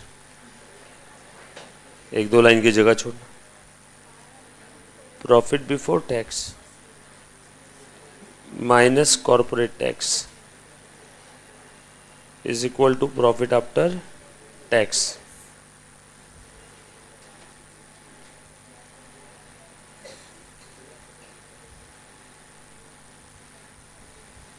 done, लिख दिया भैया, फॉर्मेट तो बना दी। चलो फटाफट से अब एक एक आइटम लिखना शुरू करो, जिस पे एडजस्टमेंट है देखेंगे। डन, चलो सबसे पहले लिख लेता हूं बिल्डिंग। बिल्डिंग कहाँ लिखूं रे मुन्ना? लिख दूं क्या टेंजिबल में? लिख लेते। नॉन करंट लायबिलिटी के लिए इन्होंने कुछ दिया है क्या नॉन करंट लाइबिलिटी में? बस डिबेंचर ही दिख रहा है मुझे, और तो कुछ दिख नहीं रहा है। एक ही आइटम दिख रहा है ना, तो सेपरेट नोट नहीं बनाता हूँ। करंट लाइबिलिटी के अंदर में कुछ तो आउटस्टैंडिंग एक्सपेंसेस है, प्रोविजन नहीं, वो नहीं, वो भी एक दो आइटम है, इसके लिए भी सेपरेट नोट नहीं बनाता हूँ।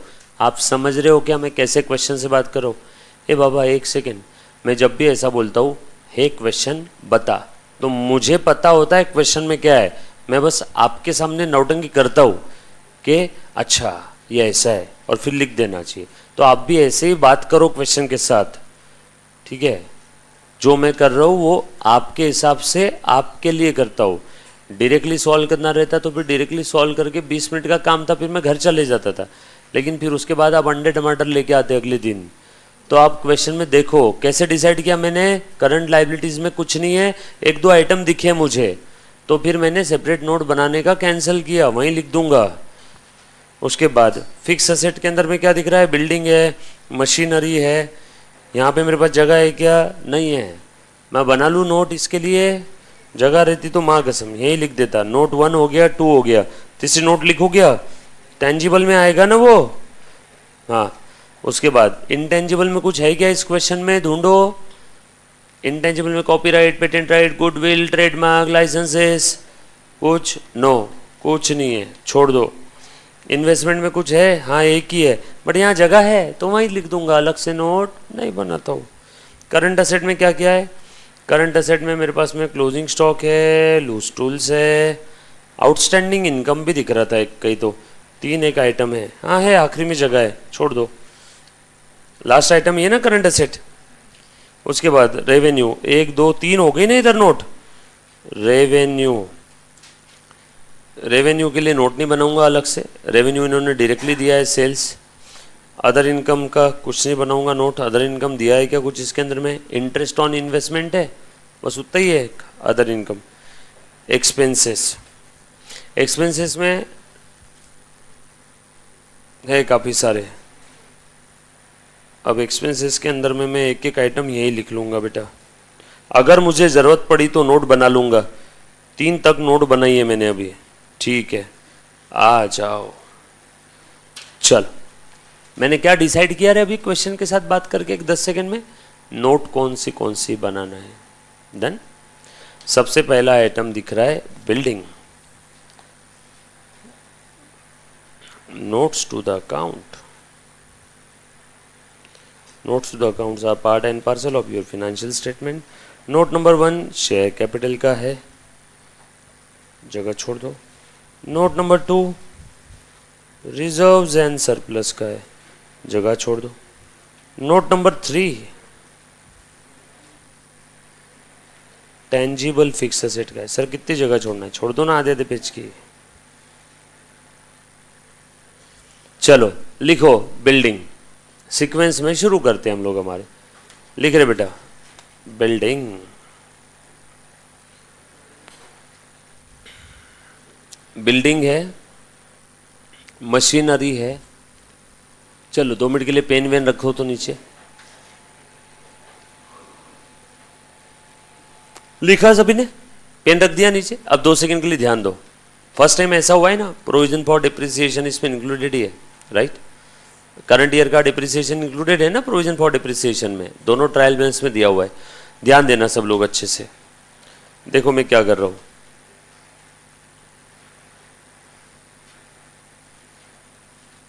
सीरियल नंबर, पर्टिकुलर्स, अच्छे ध्यान। अच्छा, आप फॉर्मेट आपके हिसाब से चेंज भी कर सकते हो, है ना? मैं बस थोड़ा सा मेरी मेहनत कम कर रहा हूँ यहाँ पे, और आपकी भी नंबर पूरे मिलेंगे एग्जाम पॉइंट ऑफ व्यू से, ठीक है? ये लो, ए पहला क्या है? बिल्डिंग, ओपनिंग, अरे रेड कैसे हो गया है? Opening balance. यहाँ पे क्या लिखूंगा मैं? ग्रॉस। सर क्यों ग्रॉस लिखा आपने? कोई आइडिया किसी को मालूम है क्यों ग्रॉस लिखा? क्योंकि प्रोविजन मेंटेन किया तो ग्रॉस ही रहेगा। बोलो बेटा कितना है? 290। और यहाँ पे प्रोविजन फॉर डिप्रिसिएशन, ब्रैकेट में लिख रहा हूँ क्लोजिंग बैलेंस। मतलब अलग से मुझे अब डिप्रिसिएशन इसमें ऐड बैक करने की जरूरत नहीं, ऑलरेडी क्लोजिंग बैलेंस दिया है, मतलब करंट ईयर का डिप्रिसिएशन इसमें ऑलरेडी उन्होंने घुसा दिया है, और मत घुसाना। ये जो डिप्रिसिएशन दिया है बेटा 20,000 रुपए का, उसको इग्नोर करना पड़ेगा। फिर कितना है, 50,000 है क्या? देयरफॉर क्लोजिंग बैलेंस यहां पे ये टिल डेट प्रोविजन है सारी, 2,40,000। दो तरीके अब आपके पास इसको दिखाने के, या तो बैलेंस शीट के असेट के अंदर में बिल्डिंग दिखाओ 2,90,000 और लाइबिलिटी में प्रोविजन फॉर डिप्रिसिएशन दिखाओ 50,000। सो असेट में 290, लाइबिलिटी में 50, या फिर असेट में डायरेक्ट ये नोट का रेफरेंस देके दिखा दो 240, जो आपकी मर्जी। बात एक ही है ना, असेट में 290 दिखा के लाइबिलिटी में 50 दिखाना क्या, या असेट में 240 दिखाना क्या? क्लियर? हाँ। दूसरी बिल्डिंग हमने लिख दिया यहां पे, बिल्डिंग को टिक लगा दो, और प्रोविजन फॉर डिप्रिसिएशन को टिक लगा दो ऑन बिल्डिंग वाला। 290 और 50 को टिक लगा दो, 290 और 50 को। क्वेश्चन में कहां टिक लगाओगे आप भी बेचारे। हाँ, मशीनरी 1 लाख लिख दो क्या?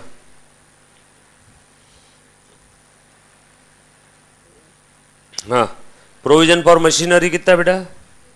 55। बोलो कितना बचा? That's it. टिक लगा दो, मशीन के ऊपर भी टिक लगा दो, प्रोविजन फॉर डिप्रिसिएशन और मशीनरी भी टिक लगा दो, और जो डिप्रिसिएशन दिया हुआ है ना 20,000 का, उसके ऊपर भी टिक लगा दो। नीचे में देखो डिप्रिसिएशन के बारे में कुछ बोला है क्या इन्होंने? जो बिल्डिंग के ऊपर 12 और ये 8, ये नीचे एडजस्टमेंट में दिया है ना डिप्रिसिएशन, ऊपर ट्रायल बैलेंस के डेबिट कॉलम में दिया है डिप्रिसिएशन 20, क्रेडिट कॉलम में ये क्लोजिंग ट्रायल बैलेंस है, प्रोविजन का क्लोजिंग बैलेंस दे दिया इन्होंने। कितना दिया है बेटा? 50 और 55, बरोबर है। अब ये क्लोजिंग बैलेंस दे दिया, मतलब सारी चीज़ें इन्होंने कंसिडर कर ली है, वापस नहीं कंसिडर करना। और ट्रायल बैलेंस में नीचे बाइफर्केशन के अंदर में क्या दिया हुआ है बेटा इन्होंने, बताओ तो ज़रा। अपने नीचे एडिशनल इंफॉर्मेशन में क्या दिया है? ये जो 20,000 है ना, इसमें बिल्डिंग का कितना है बेटा? 8,000, और मशीनरी का कितना है? 12,000। ठीक है, बाइफर्केशन दिया है 12 और 8 20। देख बता दो इसका क्या करना है, अभी छोड़ दो। डन, चलो आगे नेक्स्ट आइटम पढ़ लो। मशीनरी के बाद क्या क्या है? Closing stock. क्लोजिंग स्टॉक कहाँ लिखूंगा? Current assets.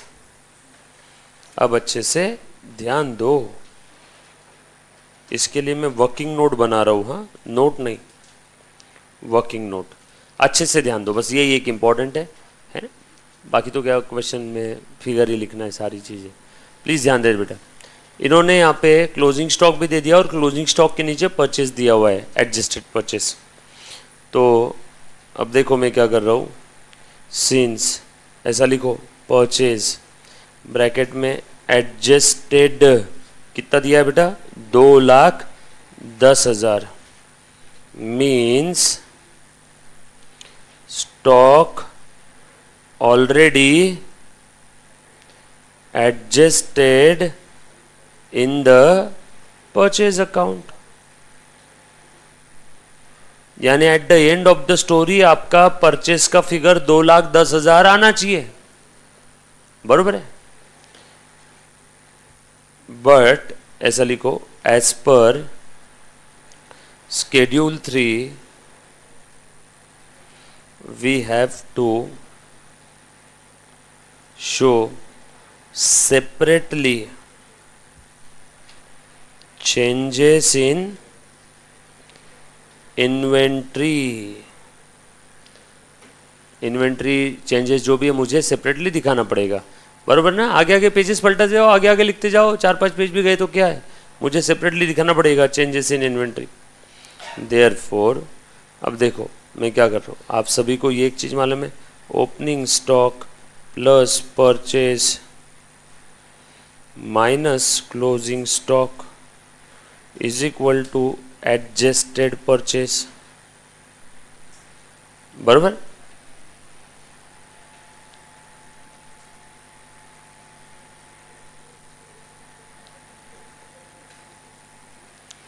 यस बेटा, ओपनिंग स्टॉक कितना दिया है, नीचे ओपनिंग स्टॉक पे एडजस्टमेंट बोला है बेटा, कितना है, closing stock is more than opening stock by 80,000 और क्लोजिंग स्टॉक 90 है, 90 ये ओपनिंग स्टॉक से ज्यादा है, कितना, 80,000 ज्यादा, तो ओपनिंग कितना होगा 10,000 प्लस परचेस नहीं मालूम, क्लोजिंग कितना है 90, adjusted purchase 2,10,000, therefore purchase is equal to 2,10,000 plus 90,000 minus 10,000, so purchase आ जाएगा 3 में से 10 गए, 290 क्या,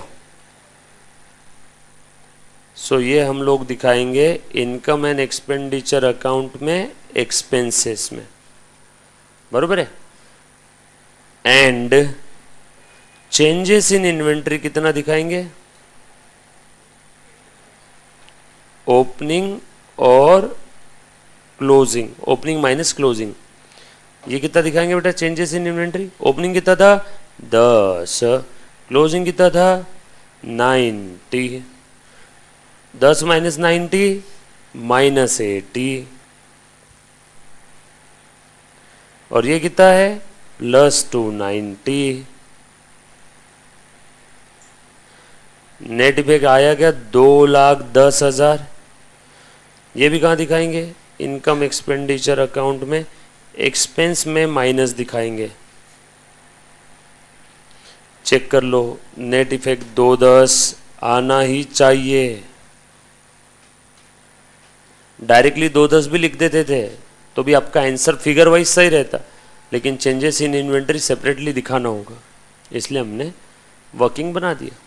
सो अब मैं इनकम एक्सपेंडिचर में इस पूरे वर्किंग नोट का मोरल ऑफ द स्टोरी बता रहा हूं, इनकम एक्सपेंडिचर में परचेस कितना दिखाऊंगा अब मैं 290, और इनकम एक्सपेंडिचर में चेंजेस इन इन्वेंटरी कितना दिखाऊंगा 80, 290 और 80 का नेट इफेक्ट 2,10, कितना आना चाहिए था 2,10 ही आना चाहिए था, दिखा देंगे, लिख दो इनकम एक्सपेंडिचर में, ये नोट लिखा सभी ने, स्क्रॉल करो, लिखा बेटा, स्क्रॉल कर दो, आ जाओ, सो मैं दिखा रहा हूं purchase 290, purchase refer working note 2,90,000 और चेंजेस इन इन्वेंट्री कितना दिखाऊंगा,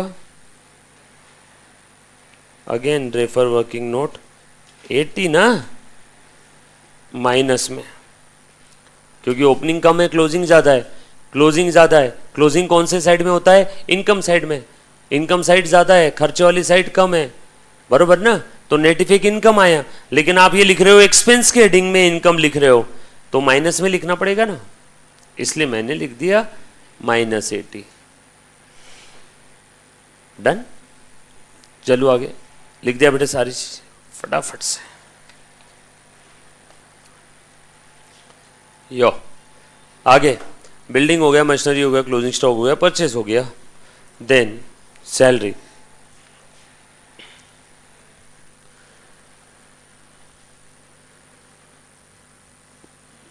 सैलरी कितना है 60,000,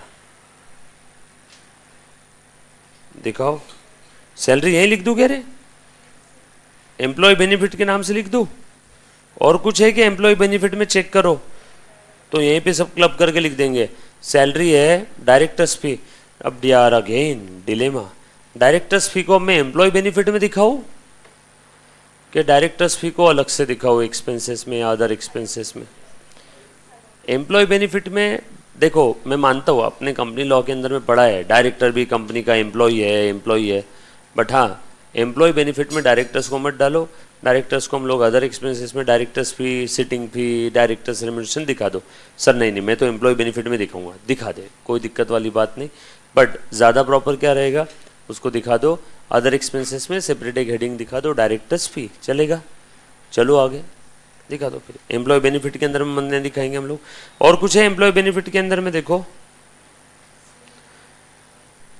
बस इतना ही है ना, सैलरी है, सैलरी पे एडजस्टमेंट है क्या ढूंढो, नो, लिख दो फिर एम्प्लॉय बेनिफिट में सैलरी और कुछ आए तो ऐड कर देंगे नीचे 60,000।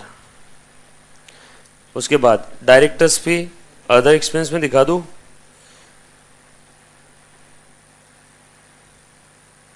अगेन मैं फिर से बता रहा हूँ, प्लीज़ इसके लिए व्हाट्सअप मत करना sir directors fees employ benefit या अदर एक्सपेंस कहीं भी दिखाओ, ठीक है। अदर एक्सपेंसेस में क्या क्या है बाबा, डायरेक्टर्स फी दिख रहा है, रेंट भी डाल देंगे अदर एक्सपेंस में और सन्ड्री एक्सपेंस भी डाल देंगे अदर एक्सपेंस में, बेड डेट भी डाल देंगे। नोट बनाना पड़ेगा बॉस, नोट नंबर 4 लिखो, नोट 4 अदर एक्सपेंस, आप आखिरी में लिखते जाओ, लिखो डायरेक्टर्स फी कितना है बेटा, डायरेक्टर्स फी बता दो 10,000। उसके बाद रेंट, रेंट पे एडजस्टमेंट है क्या नीचे, नो दिखा दो 26,000। डेप्रिसिएशन बोलो लिखूं क्या रे, ऑलरेडी हमने प्रोविजन फॉर डेप्रिसिएशन ले लिया है, स्टार मार्क लगा दो। आखिरी में आपसे इसका रीज़न पूछूंगा मैं फिर से, मैंने वैसे बता दिया है ना, इसको स्टार मार्क लगाओ, अभी हम लोग इसको पेंडिंग रखेंगे। बेड डेट लिख दो, बेड डेट कितना है बेटा 6,000। Interest accrued on investment, interest accrued on investment कमा लिया बट अभी तक मिला नहीं, मिलना बाकी है, करंट एसेट में दिखा दो। इंटरेस्ट रिसीवेबल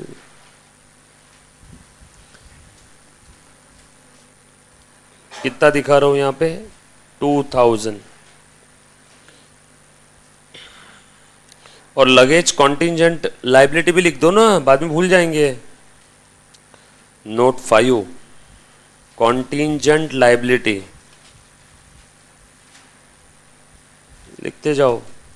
कॉन्टिंजेंट लाइबिलिटी ये 12,000 शेयर्स का है ना, कॉन्टिंजेंट लाइबिलिटी ऐसा लिखो, रिगार्डिंग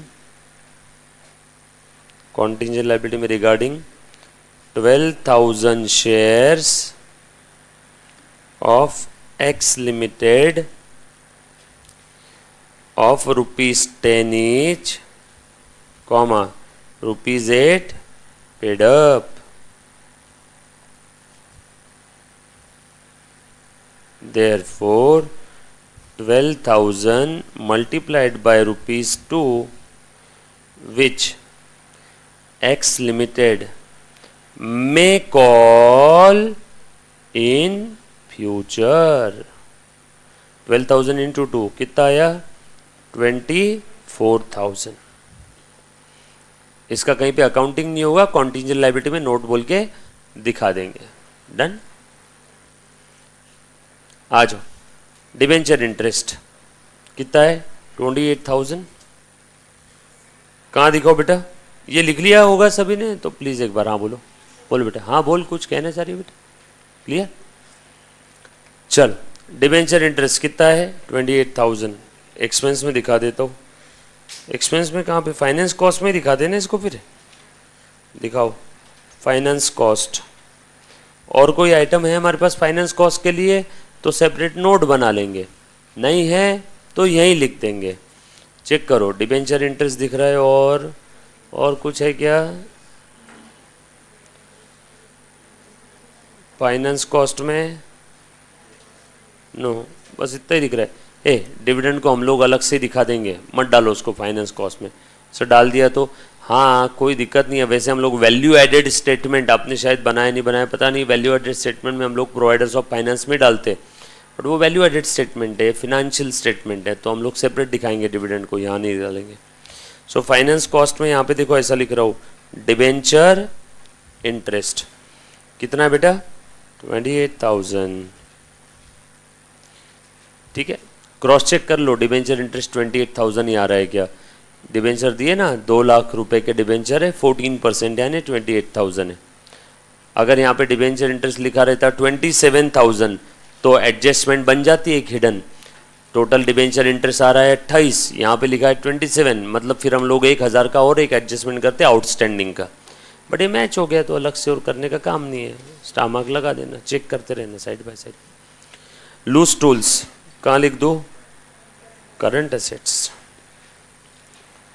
फटाफट से लिख लो लूज टूल्स। कितना बेटा लूज टूल्स, 23,000। एडवांस टैक्स, अरे एडवांस टैक्स 60,000। उसके बाद सन्ड्री एक्सपेंसेस, अदर एक्सपेंस कितना है, 1 2 3 1 2 3, 60 के बाद 18। डेटर्स, डेटर्स पे इन्होंने कुछ तो प्रोविजन दिया है ना, मेक अ प्रोविजन कुछ बोला था ना रे, अच्छा प्रोविजन फॉर टैक्स थी, ऊपर बोला है प्रोविड फॉर डाउटफुल डेट, दिखा है क्या एडजस्टमेंट में, डेटर्स पे 4% का प्रोविजन है। लिखो करंट असेट में लिखो डेटर्स, लिखा सभी ने, और ये करंट लायबिलिटीज एंड प्रोविजंस में लिखो प्रोविजन फॉर डाउटफुल डेट। चलो डेटर्स के ऊपर क्रिएट करो, 1,25,000 का 4%, आई थिंक 12 चौक 40 और 2 50, चेक करो 5,000। देखो दो इफेक्ट दे रहा हूँ मुन्ना, डेटर्स मैंने पूरे लिख दिया, आउटर कॉलम में ग्रॉस आरडीडी का इफेक्ट एक 5,000, यहाँ पे पुराना वाला आरडीडी दिया है क्या चेक कर लेना, 3,000 है। ए मुन्ना ध्यान दे 2 सेकेंड, पुराना वाला आरडीडी कितना है 3,000 प्लस फर्दर कितना क्रिएट किया 2,000। सर ये फर्दर 2 कैसे आया, हमें बोला है कि डेटर्स के ऊपर प्रोविजन क्रिएट करो 4% का, सो टोटल प्रोविजन कितना चाहिए 5, बट ऑलरेडी कितना क्रिएटेड है 3, तो और कितना क्रिएट करना पड़ेगा फर्दर 2, तो यहाँ पे एडजस्टमेंट कितने की रहेगी सिर्फ 2 की, 3 तो पहले से है ना, तो एडजस्टमेंट 2 की, सो ये 2,000 का पहला इफेक्ट।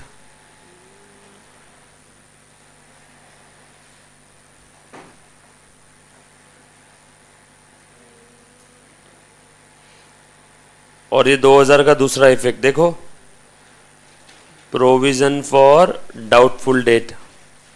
अरे थम जा क्या सभी को, क्लियर है, चलो आगे, पक्का, ओके नेक्स्ट। हाँ उसके बाद सेल हो गया, outstanding provision for doubtful debt, इधर में बैंक, बैंक कितना है 30, लिख दो bank 30,000।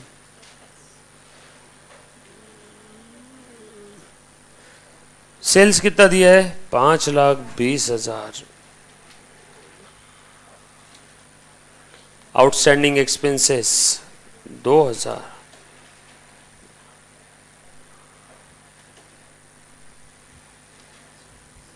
Provision for doubtful debt consider कर लिया, फिर से लेने की जरूरत नहीं। इक्विटी शेयर कैपिटल नोट 1 लिखेंगे, ऑथोराइज्ड, ऑथोराइज कितना है बेटा यहाँ पे 5,000 shares at the rate 100, 5 lakh क्या, ऑथोराइज को क्लोज करो। उसके बाद लिखेंगे बच्चा लोग issued, subscribe, called up and paid up, कितना है, प्रेफरेंस तो है नहीं, तो 2,000 shares at the rate 100, 2 lakh लिख दिया। जनरल रिजर्व,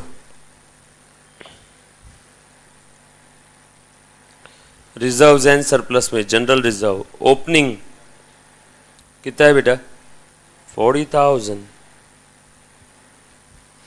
उसके बाद profit and loss account opening, 2-3 line की जगह छोड़ के देखो यहाँ पे लिख रहा हूँ, P&L अकाउंट ओपनिंग कितना दिया बेटा 25,000 रुपये। क्रेडिटर्स 92,000, कुछ है क्या मेरे पास, हाँ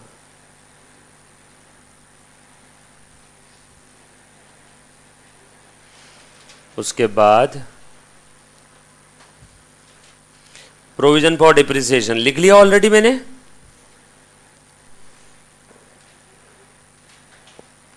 अब बताओ प्रोविजन यहां पे लिखूं या असेट में नेट दिखा दो डायरेक्टली?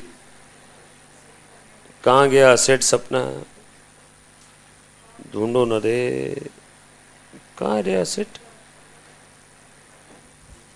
नीचे नीचे नीचे। नहीं हमने नोट बनाई थी ना उसकी। हाँ ये तो बताओ, ये असेट नेट लिख दूं क्या फिर? 2,85,000 लिख दिया तो अलग से लाइबिलिटी साइड में प्रोविजन लिखने का काम नहीं, लिख दो फिर टेंजिबल असेट नोट 3 2,85,000। हाँ उसके बाद 14% डिबेंचर, सभी ने लिखा, सभी ने लिखा ना बेटा? हाँ 14% debentures 2 lakh. Interest on debenture accrued but not due. अब देखो मैं क्या कर रहा हूं, interest on debenture accrued but not due, वैसे तो ये करंट लाइबिलिटी है, वैसे तो ये करंट लाइबिलिटी है, लेकिन डिबेंचर होल्डर्स को पैसा देना बाकी है, इसलिए इसको बिलो डिबेंचर लिखने का क्या करोगे? वैसे तो ये करंट लाइबिलिटी है, लेकिन कौन सी है? डिबेंचर होल्डर्स को देना है ना, तो फिर आप इसको अंडर द हेडिंग डिबेंचर्स लिखना चाहिए। बरोबर है सर, मैंने एग्जाम में करंट लाइबिलिटी में लिख दिया, हो सकता है आधा नंबर कट हो जाए, है ना? It depends upon the model answer of the institute. बरोबर। सो इंस्टीट्यूट के मॉडल आंसर के ऊपर डिपेंड करता है कि वो कैसे क्या देते हैं। मॉड्यूल नहीं बोल रहा हूँ, मॉडल आंसर, मॉड्यूल के भरोसे नहीं रहेंगे, मॉडल आंसर के भरोसे रहेंगे, राइट? तो मैं यहाँ पे कहाँ दिखाऊंगा इसको? Plus outstanding debenture interest. अगर कोई बच्चा करंट लाइबिलिटी में भी दिखा देता है इट्स ओके, कोई बहुत बड़ा पहाड़ नहीं टूट पड़ेगा, है ना? हम लोग कहाँ दिखा रहे हैं? Under the heading debentures. बोलो बेटा, interest on debenture accrued but not due कितना है बेटा? यहाँ पे 14,000 रुपये, बरोबर है?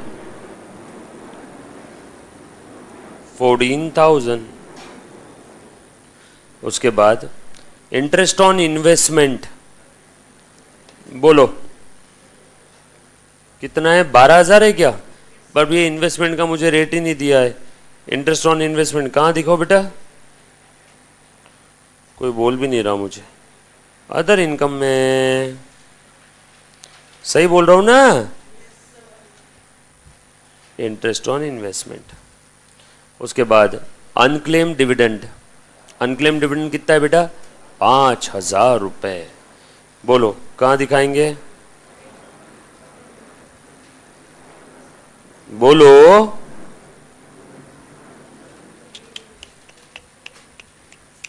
अनक्लेम्ड, मैंने क्वेश्चन एक्सप्लेन किया पर उसके बाद भी जवाब नहीं देते यार बच्चे।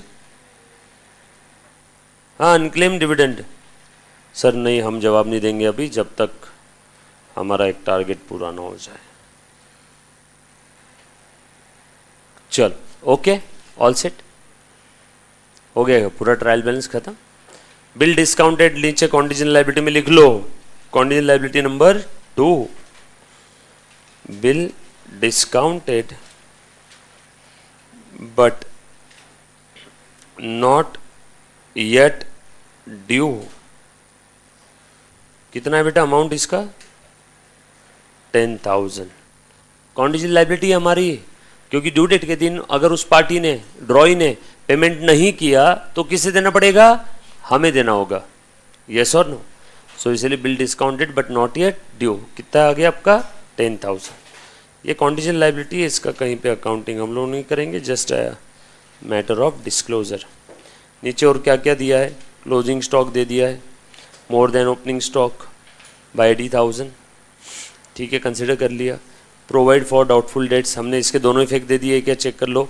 4% का डाउटफुल डेट का, एक कहाँ पे देना था? इधर एक्सपेंस में दे दिया और दूसरा हमने बैलेंस शीट में दे दिया, राइट?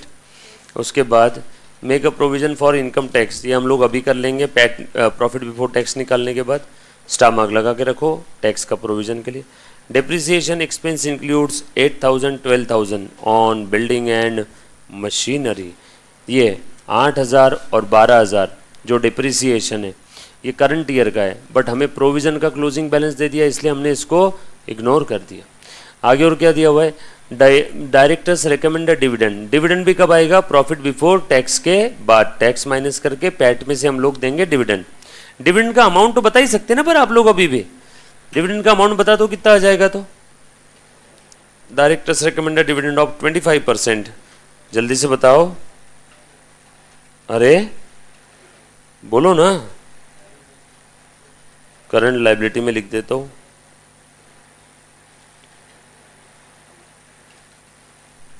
डिविडेंड कितना परसेंट है बेटा, 25%। अज्यूम डीडीटी 20%, सो डिविडेंड और डीडीटी ऐसे ही सोचता हूं कि दोनों अलग अलग है, बरोबर है। सो डिविडेंड का जो भी अमाउंट आएगा कम डीडीटी है, सो डिवाइड बाय 120 इंटू 20 हम लोग कर लेंगे। चलो डिविडेंड का अमाउंट बता दो पहले, फिर उसके बाद में डीडीटी को अलग करता हूँ। डिविडेंड का अमाउंट कितना आएगा, 2 लाख। 2 लाख का 25% कितना है रे बेटा, 50,000 डिवाइड बाय 120 इंटू 20, तो 8,333 माइनस 50,000, 41,667 ना। सो यहाँ पे लिखो 41,667 और यहाँ पे लिखो 8,333।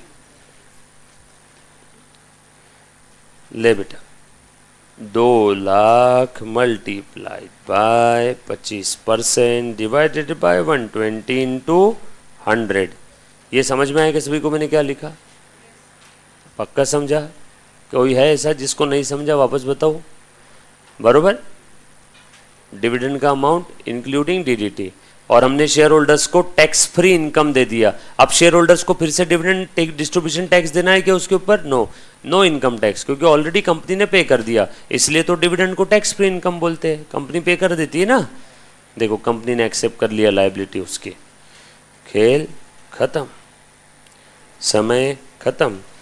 आज का पिल्लू सा होमवर्क आपको दे रहा हूँ, प्रॉफिट बिफोर टैक्स निकालोगे, टैक्स माइनस करोगे, सारी चीज़ें करके आओगे। कल बुक चेक करूँगा और कल हम लोग एक क्वेश्चन और सॉल्व करेंगे। और हाँ, कल एक क्वेश्चन लिखवा के दूंगा, एक एडजस्टमेंट जो मुझे आपको बताना था, प्रोविज़न फॉर टैक्स का डिटेल्ड एडजस्टमेंट, क्योंकि जितने मैं आप लोगों का अभी पिछले 1-2 दिन में ही मैंने CMA इंटर के पास्ट एग्ज़ाम के क्वेश्चंस देखे, एक एडजस्टमेंट आपको आता है प्रोविज़न फॉर टैक्स का, लेकिन मॉड्यूल के एक भी क्वेश्चन में उन्होंने डिटेल कवर नहीं किया। तो विथ योर परमिशन मैं चाहूँगा कि कल आप एक वो क्वेश्चन लिखोगे, 6-7 लाइन का ही क्वेश्चन है, 6 से 7 लाइन का, या प्रिंट आउट अगर हो जाए, क्या मुझे उसको एक तो टाइप करना पड़ेगा, वो जो बुक है उस बुक का मेरे पास फ़ोटो निकाल के आपको दूंगा, उससे अच्छा लिखवा दूंगा तो बुक में रह जाएगा। तो कल हम लोग 2 क्वेश्चन करेंगे, एक फुल फ्लेज क्वेश्चन, एक और क्या करेंगे, प्रोविजन फॉर टैक्स का पहले आते से बना दूंगा, क्योंकि फिर आखिरी में फुल फ्लेज क्वेश्चन का अगर टोटलिंग का काम है, वो क्लरिकल वर्क है, मैं आपको घर पे दे सकता हूँ। तो कल हम लोग एक प्रोविजन फॉर टैक्स का डिटेल एडजस्टमेंट देखेंगे। Thank you very much, love you all, take care, bye, thank you.